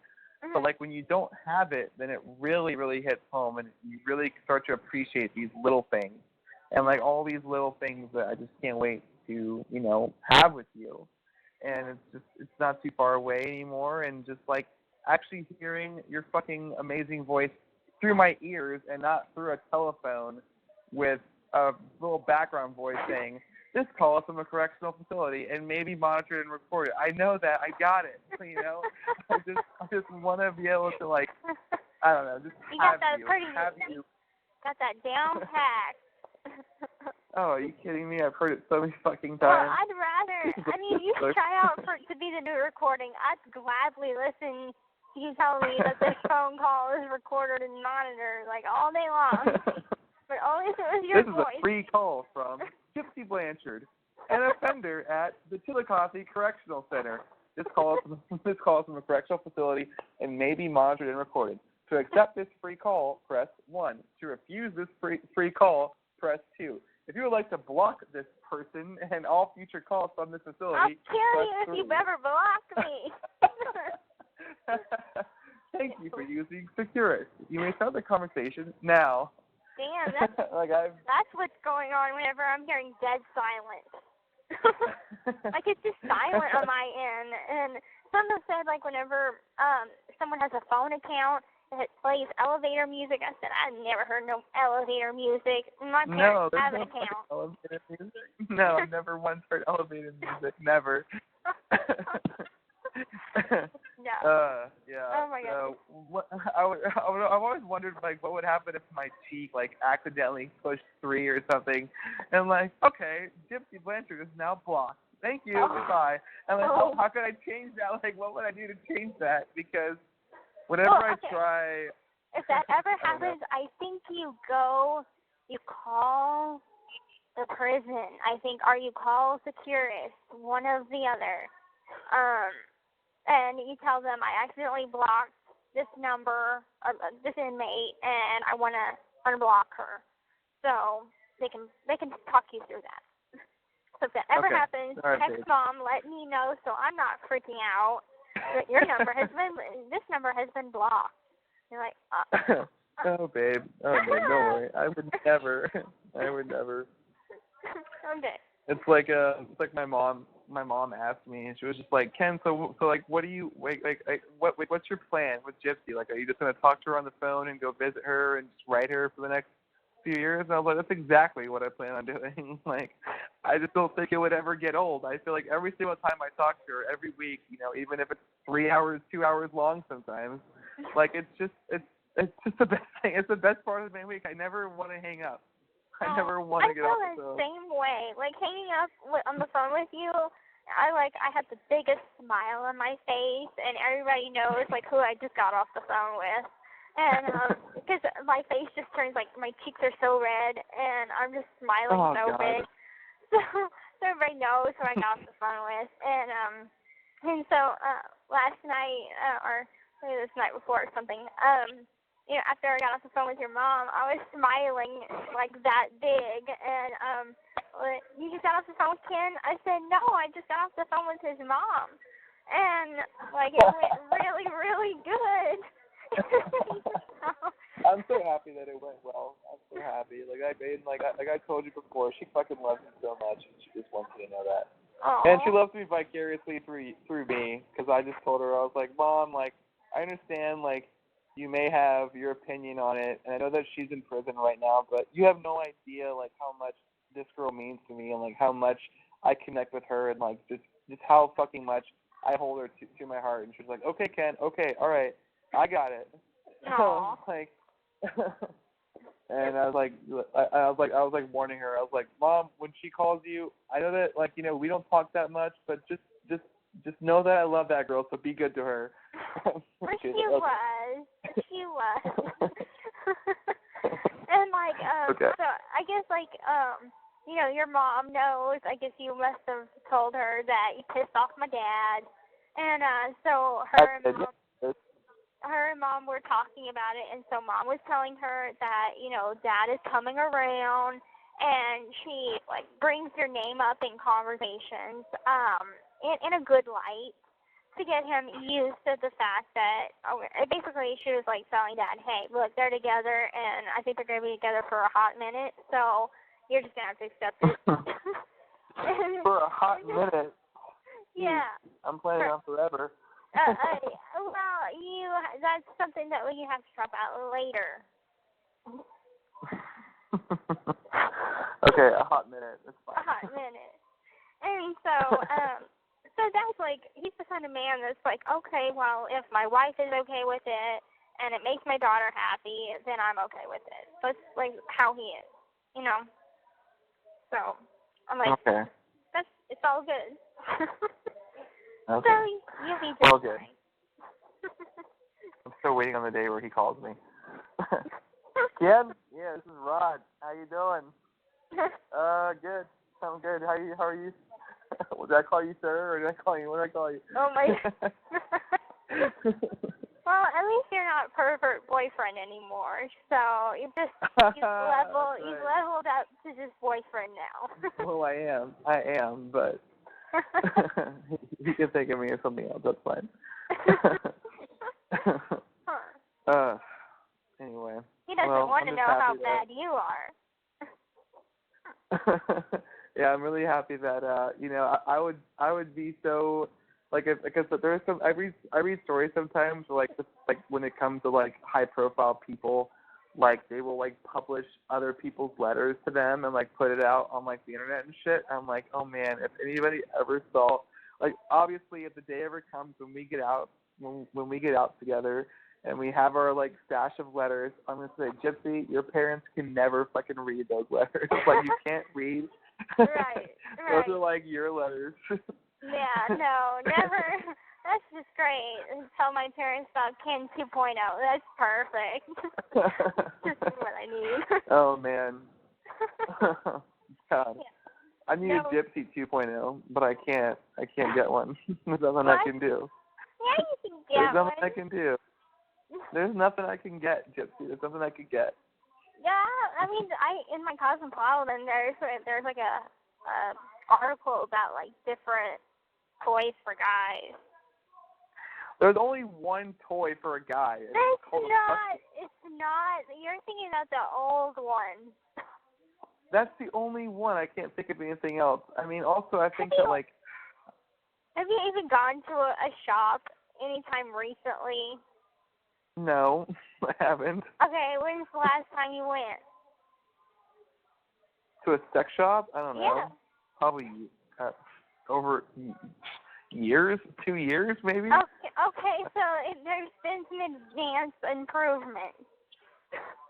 Okay. Mm-hmm. All right. Well, I'll go figure something out, because God knows where I'm, like, even right now I need something. I need something for you. Your voice is pretty much good enough, but there's just a little extra that I want from you. I wish that I could give you that. God damn it, I wish you could too.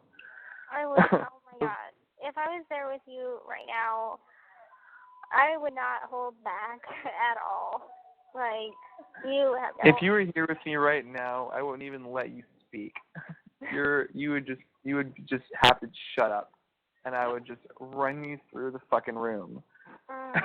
Every goddamn piece of furniture we have, I would fucking suck you, lick you, fuck you on everything. I would just not let go of you.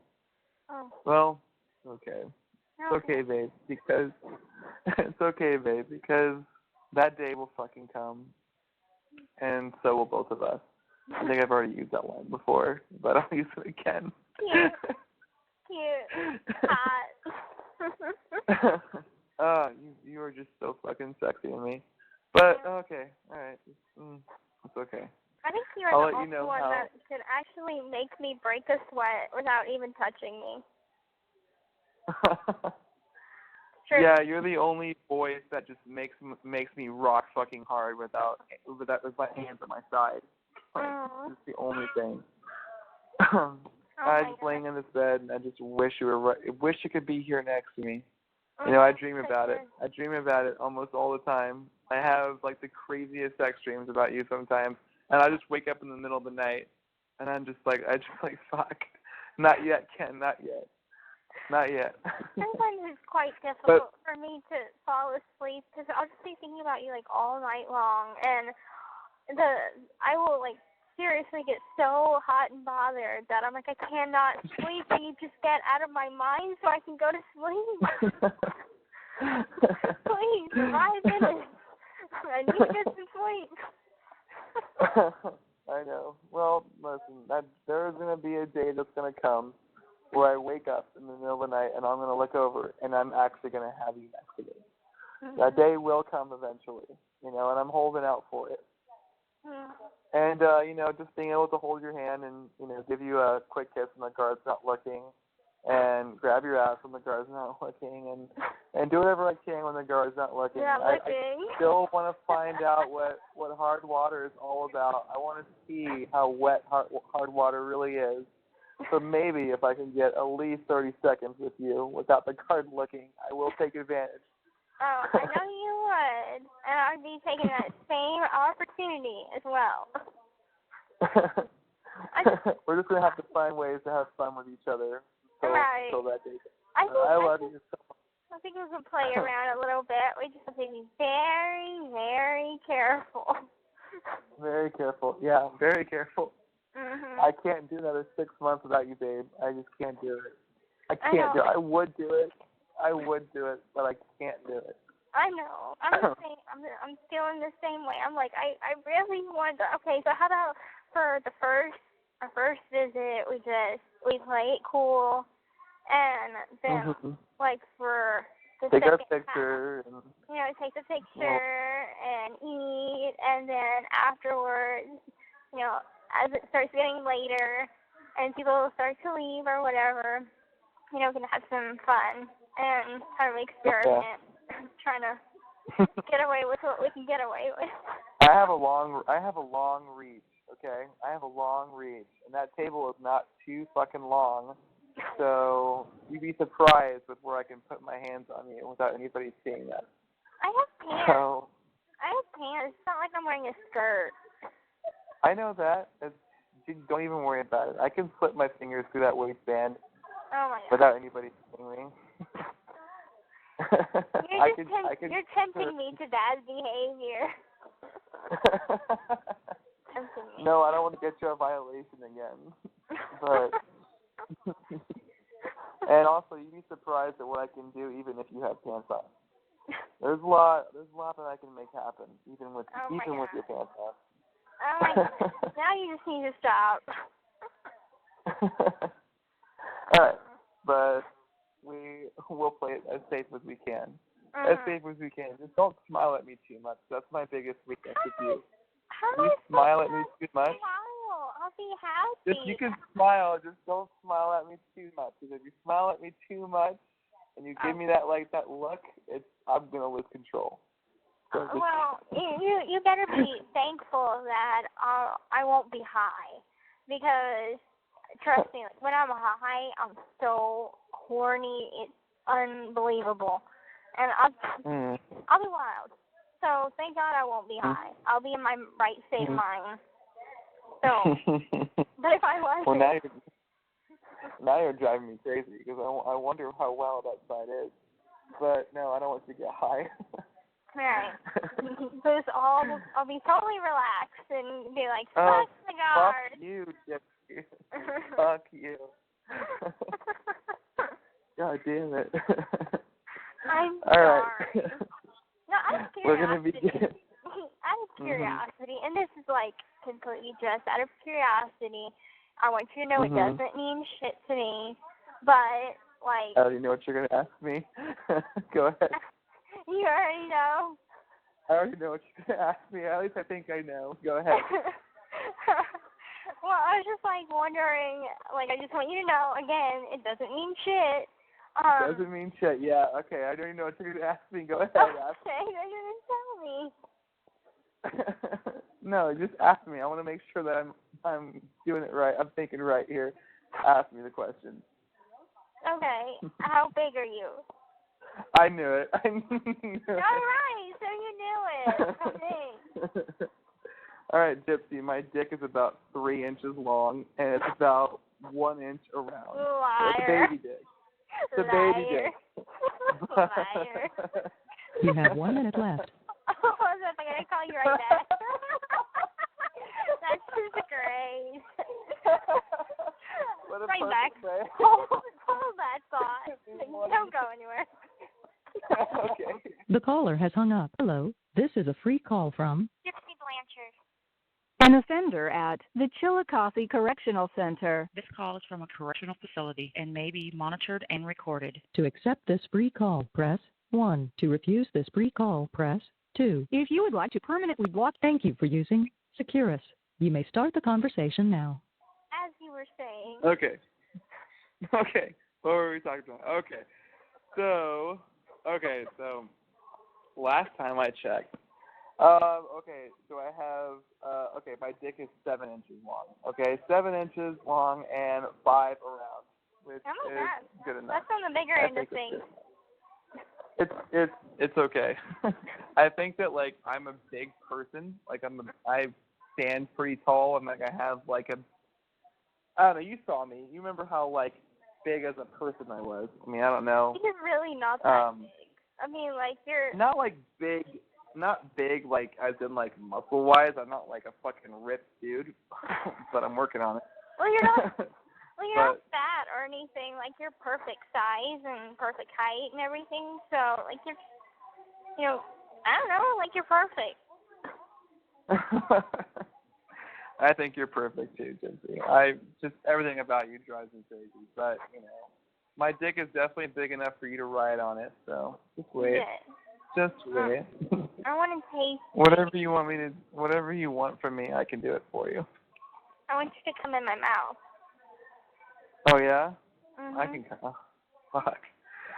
Mhm. Well, all right. Well, I might just want to come inside you first, but no, maybe I can hold that off. Mhm. Maybe you're gonna have to come off of me. Maybe I'll give you twice. one. Maybe. No one's ever made me do that before, but I want to make you come. I want to go down on you and make you come first, and then I want to throw you on top of me and make you come second on my dick, and then I'll pull out and come in your mouth. Okay. God damn it! God damn it. Okay. Gypsy, what do you like it? How do you like it? I want your idea. Like you have things in your letters that are perfect. Like you take the words right out of my mouth, and it seems like you know everything that I want. And I think we both just have the same ideas and the same fantasies, and it's kind of crazy. It's like you're doing It really is, though. It really is. Like I feel like reading you my fit mind all again. my. You're doing that whole God reading damn it. mind. Well, that's because you're my fucking soulmate, babe, and I know you. I know what's going on over there, even though I can't be there to see it. I know what's going on. Mhm. And You know me. I Right? just think about our first night together and how crazy it's going to be, and just like how I know in every detail like how I want you. Like, I want to just like get you away from your fucking mom and dad because I know they're gonna be there and we're gonna have our little dinner and that's gonna be fine. But eventually there's going to be a point where she's all mine, and I want her for myself, and good night. And like I said, I think I said it in the last letter, like, I'm just going to lead you to the elevator, and the second those elevator doors close, that's when I'm going to just run my hands up your thighs and just throw you up against the elevator wall and straddle you up against it.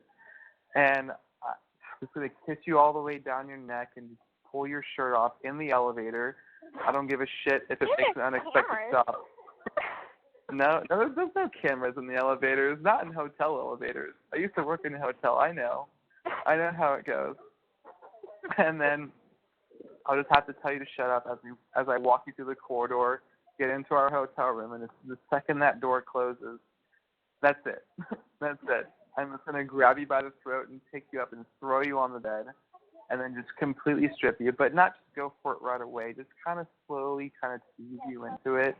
Just run my tongue up and down like your arms, like go down to your belly button, and just like slowly just take your pants off and just, kiss up and down you and just kind of like make you want it, just make you squirm for it. And, I'm just going to kiss you up and down and then wrap your legs around the back of my neck. And then I'm just going to taste every bit of you for about as long as I want you. It's just going to be until you're basically dripping wet. And then I'll slowly just kiss my way back up you, and then just kind of whisper in your ear what your safe word is, just in case. Probably Justin Bieber, maybe, we'll see. I don't we'll think see I'm what going the to safe use word it. is. I don't think I'm going to use it. I think I'm going to try and stand as much as I possibly can. So I think if I get intense, but I'm not going to use that word yet. And then I'm just going to lay on my back and just kind of pull you up on me, and then just make you sit on me, but not put my dick inside you just yet. I want you to just kind of grind up on me, and then just basically I'm dreaming of just kind of slowly taking it in at first. This is the first encounter. Okay, things are gonna change. But I just my first night with you, the very first time we fuck, I want it to be just kind of a slow opening, because I want to just taste and feel and just take in all of you, inch by inch, and just feel it all. And then eventually, when you're just soaking wet, then you grab my dick and we slowly go for it. And then you're on top of me, and then I'll fucking throw you around, and I want to put you on your knees and arch your back, and have you grab onto the head post, and and then after we both come, I just want you to lay on my chest. I just want to feel you breathe, feel you breathing, as creepy as that sounds. I just want to feel your breath on me, and I just want to rest my hands in your hair and just hold you on top of me for a little while, have your leg wrapped around me, just have my hand on your ass, and just I just want to hold you into me. And then things will get a little faster, a little bit rougher. Might choke you for a little bit longer. Might pull your hair a little bit harder. Might make you squeal a little bit higher. and then eventually, it's gonna be time to check out. And then we'll fly back. We'll fly back to Louisiana. I'll probably fuck you again inside the plane bathroom, because I want to join the Mile High Club with you. And we'll figure out. I already have this planned out. We're gonna plan a fake argument on the plane, and you're gonna get mad and you're gonna get. This is how it works, because flight attendants watch out for that kind of shit. So we're gonna pretend that we're getting into an argument, and you're gonna get mad at me and walk to the bathroom, and I'm gonna be like, "Don't you walk away from me," and kind of follow you, and we're gonna finish this conversation right now, and we're gonna go in the bathroom and then lock the door, and then that'll be it.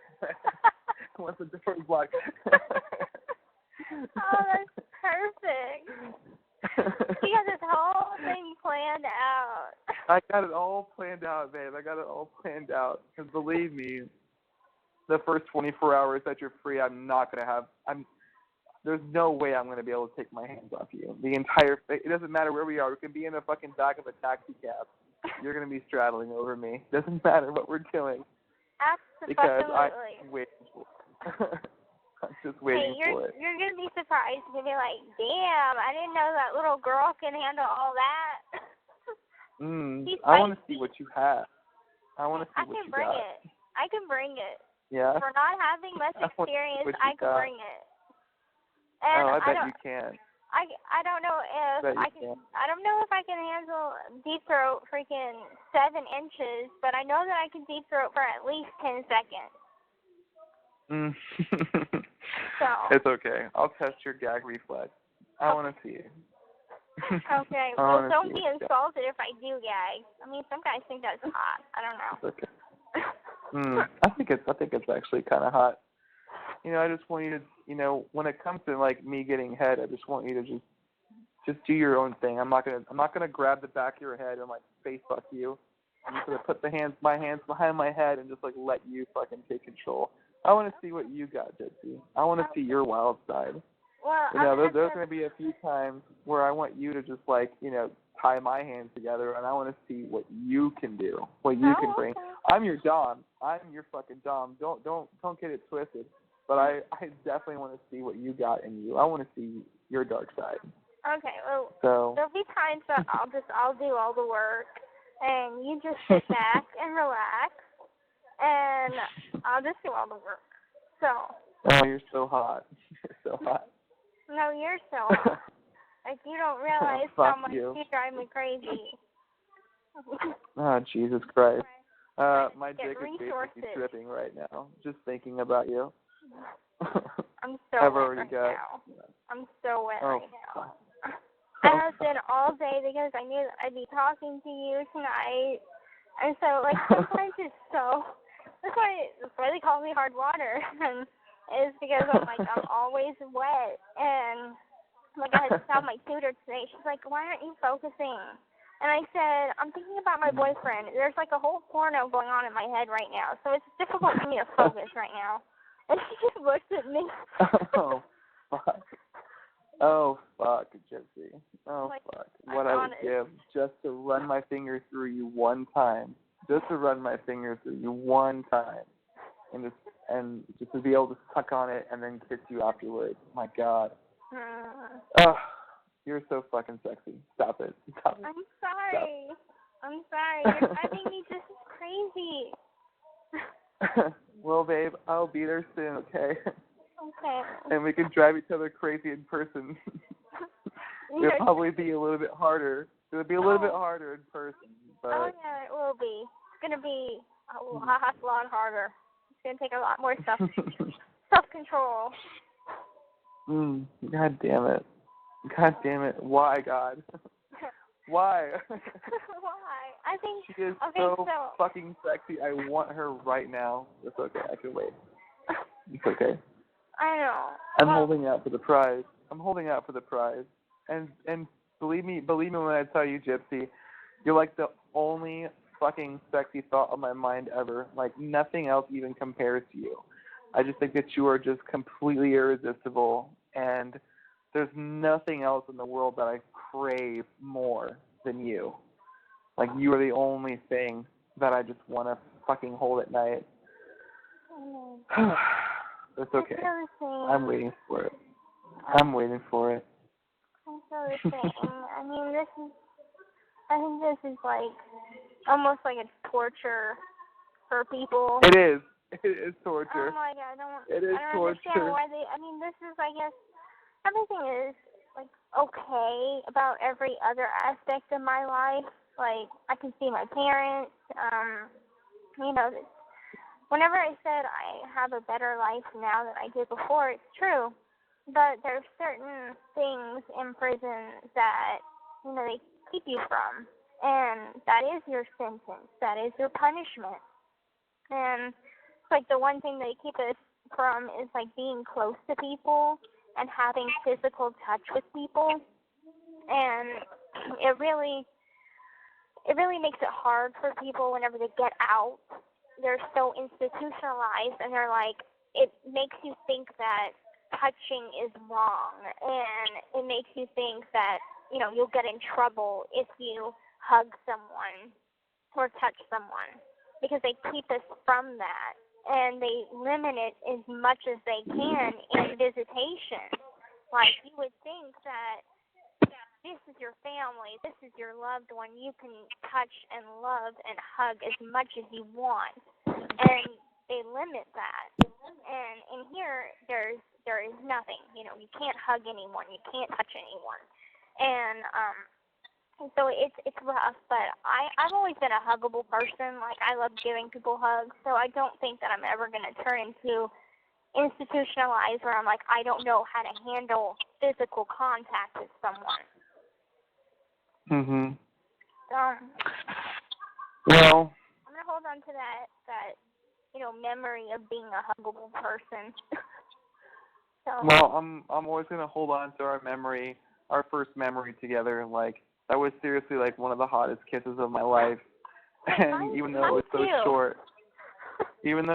short, like, you just have like the sexiest lips. Like, I just couldn't pull off of you. I just like wanted to keep going and keep going, and that's why I did it a second time and tried for a third. Because I was like, God damn, this girl is fucking just gorgeous. Like, I can't pull off of her. And and you're a great kisser too, and you taste good. But anyway, I'm you know, like, thankful. I had whenever I had was getting ready for the visit, I was like, I'm gonna pop a breast mint just in case, so my breast isn't bad or whatever, or offending. And whenever after that happened, I'm like, thank God I had ate that mint. I'm honest with you. I'm honest with you. I don't think I did. I'm sorry if my breath tasted bad, because I don't think I had mint at all. You were chewing on gum. You know that you can't chew on gum when you come in here, but you were just doing everything. You were just breaking all. Was I chewing on gum? I don't even remember. Was I chewing on gum? Yes, you were chewing on gum. Oh man. Okay. I didn't know that. I guess I was just breaking all the fucking rules. Right, you were just breaking all of the rules. Oh God, it was worth it. It was so worth it. Was it though, Ken? Yes. It was. It was. Because how many guys can say that? Like, they kissed, and they got to kiss this girl that they were fucking crazy about, who was locked up. Right. Most people will say no, they didn't. And I said, well, I did. Yes. I did, and it got me suspended for 6 months. And it drove me up the fucking wall because I could not get this fucking girl out of my mind. But things are going to be better now. Things are going to be better now. And we're always going to have that history piece. We're always going to remember that. Our very first visit together. Don't you think that, like, that I'm not going to kiss you for the next visit? Because I am. So don't even be thinking that I'm going to play it so safe that you're not going to get anything worth it out of it, because you will. Oh, come on. I just want you to be patient and sit there and look innocent and let me do the work. Okay? Okay. All right. All right, babe. All right. Also, just to kind of like rebuttal what you were saying about how, like, being institutionalized, and like how this is part of your sentence, and how, like, like, this is, you're cut off from contact. And yeah, like, I think the same thing too. It's like, it's nothing that I had. It was nothing that I got to choose. Like, people like to think of it as a choice, and people, because I definitely have conversations with people sometimes who know about you and I, and they go, well, like, why are you choosing to, be with a girl who you can't physically have? And I was like, well, honestly, for me, it really wasn't a choice. Like, I didn't choose to fall in love with her. Like, we just, it was just, I feel like it was fated, like, for me to meet this girl. Like, she is just my fucking girl. Like, everything about her is me, and I didn't choose that. It just fell into place. Like, I just love that girl, and I understand that she's in a situation right now that I can't have all my needs met, or, like, my urges satisfied or whatever. But, like, honestly, like, just having her in my life and being able to talk to her and knowing that I can go visit her soon, like, can't do it now, but soon, like, it's good enough for me. Like, because at the end of the day, I'm going home knowing that I have my soulmate, this girl that I'm in love with, that I want, for a hot minute, as you like to put it. So, to me, it's worth it. It doesn't matter if I can't fuck her tonight, or I can't, this, that in the morning. It's okay, because that day will come eventually. But for right now, like, just having her as a part of my life is good enough. It's all that I wanted. It's all that I've ever wanted in life. It's all any man ever wants or needs. All any man needs is just to find that one girl that you just can't get over. You just can't get out of your head.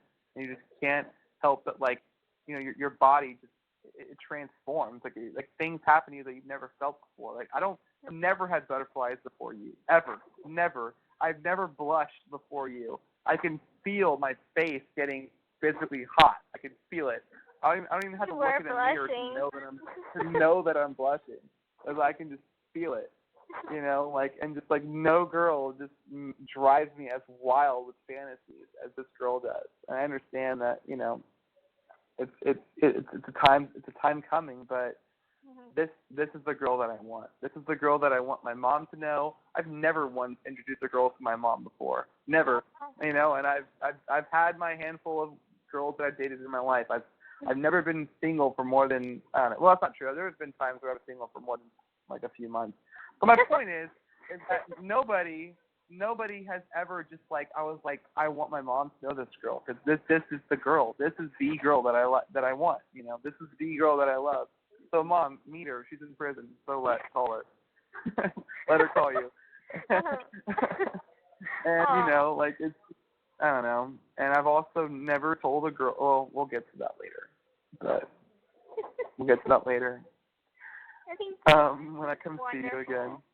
I think you are wonderful, and I told your mom, like, I was trying to, my plan was to, like, not tell her, like, how crazy I am about you, but, like, and not tell her that I love you, like that. I mean, I just didn't think that it was appropriate for a phone call. But I ended up throwing the rules out the window, and I was just like, I love him so much, and I kept going on and on about how wonderful you are. I was like, okay, so totally ignored the plan. Well, honestly, like, that probably charmed her even more. Like, that's just how she is. Like, my mother is, like, the romantic type, and, she just, I don't know. Listen. The way that I described, first of all, me and my mom don't really talk a whole lot. Like I told you in the past, like, I'm working on that relationship with her. Like me and her, mother and son, we don't have a big connection. I don't talk to her very much. I'm in no way a mama's boy. We don't really, ever really communicate that much. But, like when it, like recently, it's totally changed. And whenever I talk to my mom, basically 80% of the conversation is about you. Oh. It's like so Ken, what's going on in your life? Like basically whenever she asks me, like, Ken, what's going on in your life? Okay, so I'm working right now. Like, I'm basically saving up money. I've got this drama in my house. Also, like, I'm completely in love with this girl that I met, and I tell her all about you and, like, like the conversations that we have, or at least some of the conversations we have. I don't tell her everything. And, like, I write to you every week, or I try to, and, like, I just, like, I overwhelm the conversation with just things about you, and, like, how I'm going to Kansas City, and, like, things are going to be different because I can go get to see her. I get to see my dad again, and, like, my whole life is going to change in the next few months, and I'm so excited for it. And then, of course, like, being a mom, she always wants to dig into the relationship part. Oh, She's always just like, so tell me more about her. And I'm like, well, actually, you know who she is. You saw her documentary. So, oh, my God, Gypsy Flanders from the documentary? Oh, yeah. And I was like, yes, you won't believe how we started out as friends for, like, the first 4 or 5 months. Right. And then I just completely fell in love with her. Like, I just realized that, like, holy shit, like, we are so similar in so many ways, and we have the same dreams. I think we figured that out around the same time, because looking at our letters, I was trying to pinpoint exactly when I started to develop a crush on you, and I think that it was like right after you had sent me the picture of you, and it said, I have it up on my block her right now. And it's like, nice to meet you, Gypsy. And so I think right after that, I was like, oh my God, he's so cute. But I just like, I guess that kind of sparked an interest, okay? Just because, like, you're really, really attractive. And I'm like, you know, I don't know. So anyway, I let Becky read a couple of your letters. And cause she would, like, filter my mail for me, because I was getting a lot of mail. And she's like, don't write this guy. This guy's creepy. This guy has stalker tendencies. Oh, and then she would read yours, and she would be like, I love this guy. Like, he is so sweet and genuine. And I was like, I know, right? Wow. And so Becky is now part of the, she's in the support group now. Her name's Rebecca McCree. And she had wrote me, and I had told her that you're moving near Kansas City, you know, and she's like, I told you Ken was the one.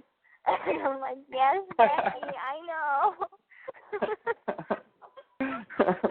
I remember the first time, I think it was maybe, I don't remember what letter it was. It had to have been like in the 10th, but I don't know. It was like the 2-month mark. And we had a phone call, or you had wrote me a letter asking me questions. You know, like you were asking me like just like random questions, and you were like, "Who's your celebrity crush?" And like a part of me was like, I want to tell her that I totally like her, and that I think that like, you know, we're so similar in so many ways, and like I think that like we're pretty compatible. I wanted to tell her these things, but I never actually wanted to tell you, because I felt like if I did, it would like ruin the relationship. It would ruin the pen pal friendship. Like you would be like, oh no, like I'm not, you know, looking for that right now, or something like that. You know, something that would steer it wrong, and that it would ruin the friendship. And like I did not want to lose you. That's how I felt too. Right. Right. Like I did not want to lose that. Like I did not want to like lose you. It's so funny that we both had the exact same like similar thoughts at the exact same time. And like on this end, on this end, whenever you had wrote that, I was like, I showed Becky, and she's like, ah, and I'm like, I had like the biggest smile on my face, and I was all giddy about it. And then I was like, oh, well, maybe he's just kidding.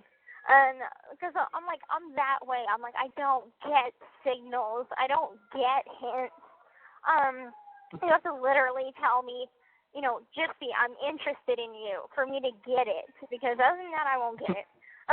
That's actually reach out and kiss you for you to know that, hey, I like you. Right.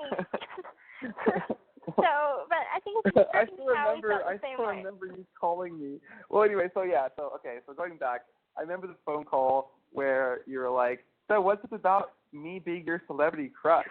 And I was like, I didn't like when you asked me that question, I couldn't tell like your like meaning behind it. I couldn't tell if you were like upset with the question, or if you were like curious about the answer, or like because the way you said it was like, so what's this about me being your celebrity crush? And I was like, like what do I say? So I was like, I think I was just like, yeah. I was like, yeah, like do you count? Like I don't know. I have a little crush. I definitely have developed a crush on you. I think that's what I said anyway. I don't remember what's on the phone.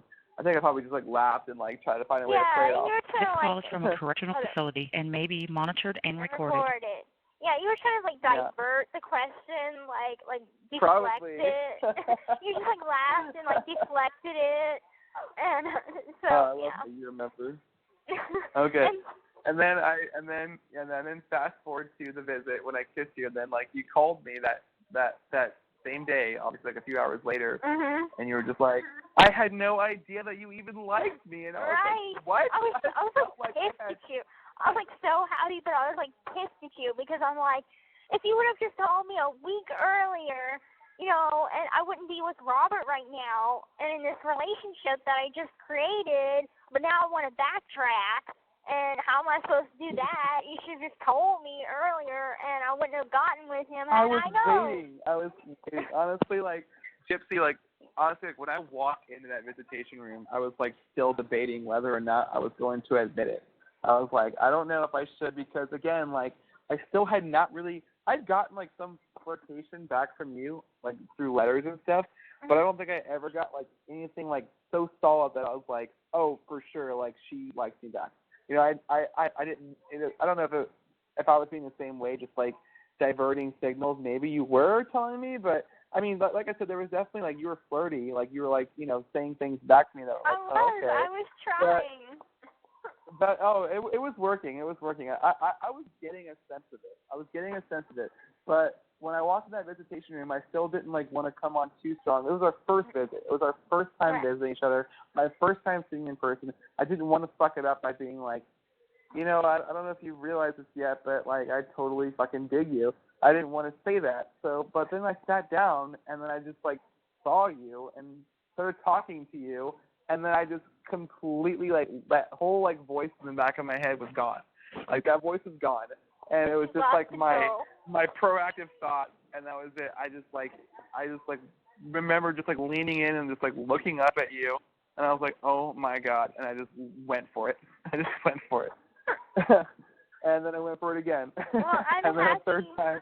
I'm happy you did, because I was like, when I called Mom, I was like, oh my God, you're never going to guess how this visit went. And she was like, how? And I told her what had happened, and I told her I had no idea that you even felt that way. No idea. And I was like, I guess my signals were horrible, because you had no idea. I mean, it was like there were certain signals, but I guess I was just brushing them off as just your personality, because some people just have a flirty personality. And so, I mean, I don't know, I just wasn't thinking it was anything whenever it was something. So, my roommate looks pissed for some reason. I wonder what's going on with her. But anyway, I'm happy that things turned out the way they did. And I was listening to the radio the other night, and this song came on. It's a country song, and I forgot what it's called. Just Break Up With Him. And I forgot who it was by. But I was listening to that song, and I'm thinking about you in the situation that I was in. Oh God, really? No. I was thinking you're the guy that's saying just break up with him. Because the singer is talking about, liking this girl, and this girl's in a relationship that she doesn't want to be in. And so the singer is saying, just break up with the guy. And if you just listen to the lyrics, it makes so much sense, and it's so fitting. I can put together pretty much a song for each moment as we progress through all this. I know we have our song list. I feel like we have our song list that the ones I think I've actually told you this in a different letter, back when I was confessing how much I fucking love you, and I was like, Gypsy, you're the girl that showed me Record Year, and I love that fucking song, and I have ever since you wrote that song to me in a letter, I downloaded it, I listened to it, and I loved it, and I fucking memorized every single lyric to that song. Because I've listened to it so many times, and whenever that song comes on, I think about you immediately. You're the first girl on my mind. The first thing on my mind is you. Oh. And then there's also What If by Kane Brown. I think about you every time that song comes on. Just there's so many different songs. That I mentioned to you. I know, but there's also there's what is the name of that song by Chase Rice that always reminds me of you? There's also one by Chris Jansen that always reminds me of you. Just basically so many fucking songs. Anything just reminds me of you. Oh yeah, I told you about Ed Sheeran's Perfect. I know that's really cheesy. It's so cheesy. It's so cheesy, God. but I cannot get you out of my head. The entire song. Ever since that song, the second that song comes on the radio, the first 2 seconds, I already know what it is. And I'm like, oh, Gypsy. You wrote that in a letter, and I hadn't heard it before, and so I was listening to the radio, because that's my nightly routine. I listen to the radio at night before I go to bed. And so that song came on, and I was listening to all the words, and then I just started crying, because I missed you. They were happy tears, but I just started crying, and my roommate's like, what's wrong? And I'm like, this song is so beautiful.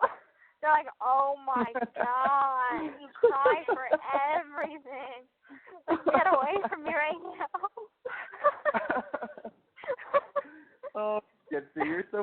fucking cute. Oh my goodness. But I just miss you, and I just love you so much. I fucking miss you so fucking much. Like, Gypsy, you have no idea how excited I am for this new chapter. I can hold my fucking girl in my arms again. And just, like, you know, like, we're going to just experience life together. And I'm obviously hoping that we make incredible memories this year as best we can, obviously. I'm not, like, in Fantasyland. I understand that we're very limited on what we can do. But, you know, just having you with me, even when I come back for my second visit, I'm sure I'm going to lose touch with the fact that I'm in a visitation room and, you know, there's rules here. I'm gonna get lost again, and I'm just gonna count on you to wake me up and tell me what's going on, okay? Okay. Because and I'm just crazy about you. I'm sure you're gonna be all excited because of your gift, and so you're gonna want to pick me up and swing me around, but I just have to, you know. I don't want to swing you around, babe. I don't want to swing you around. I want to pick you up and wrap you around me. Okay, same difference. Same difference. I swing you around. I throw you down. Okay, we don't want to go into this over again. Well, I might spin you around. But I don't want to swing you. I'm like, no, believe me, that's one of the things I find so sexy about you. Is your frame. Mm-hmm. You're going to be very, very easy for me to toy with. Oh. And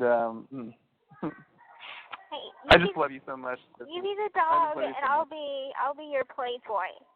So consider me your play toy. Does my play toy do whatever I want when I want it? Uh-huh. Whenever you want it. All day, every day if you want it. I want it. I want it. One day you're going to get it. You're going to get it. Okay. All right, babe. I'm holding out. But, you know, I just know that before I have to go here in a second. But I'm thinking about you all the time, sweetheart. And I just fucking love you. And I can't fucking wait to touch you again, to hold you again. I cannot wait. And that day is coming so fucking soon. Stop saying it, Ken. Stop repeating yourself. But that day is coming so fucking soon. I know. I'm just going to, in the next 10 days, I'm probably going to write you a bunch of letters. So, and before you know it, it's going to be February. And after that is March. So we'll be able to see each other. This is the last time I'm going to get to talk to you until basically February, right? Yeah. Well, I get off the 28th, I think. Okay. Will you call me on the 28th? All right. I will give you a call. Well, I'm going to give Mom a call, and she can text you to see your work schedule, and then I'll give you a call. Okay, babe? I will. Okay, sweetheart. All right, that's good enough for me. All right. I love you. Have sweet dreams. I love you too, Gyps. I love you too. And write me while you're on Orange, and I promise to write you back every day if I can. Okay. And you'll hear from me. But I love you. Okay? Gotta go. I love you too. Bye. All right. Love Bye, you. sweetheart. Bye. The caller has hung up.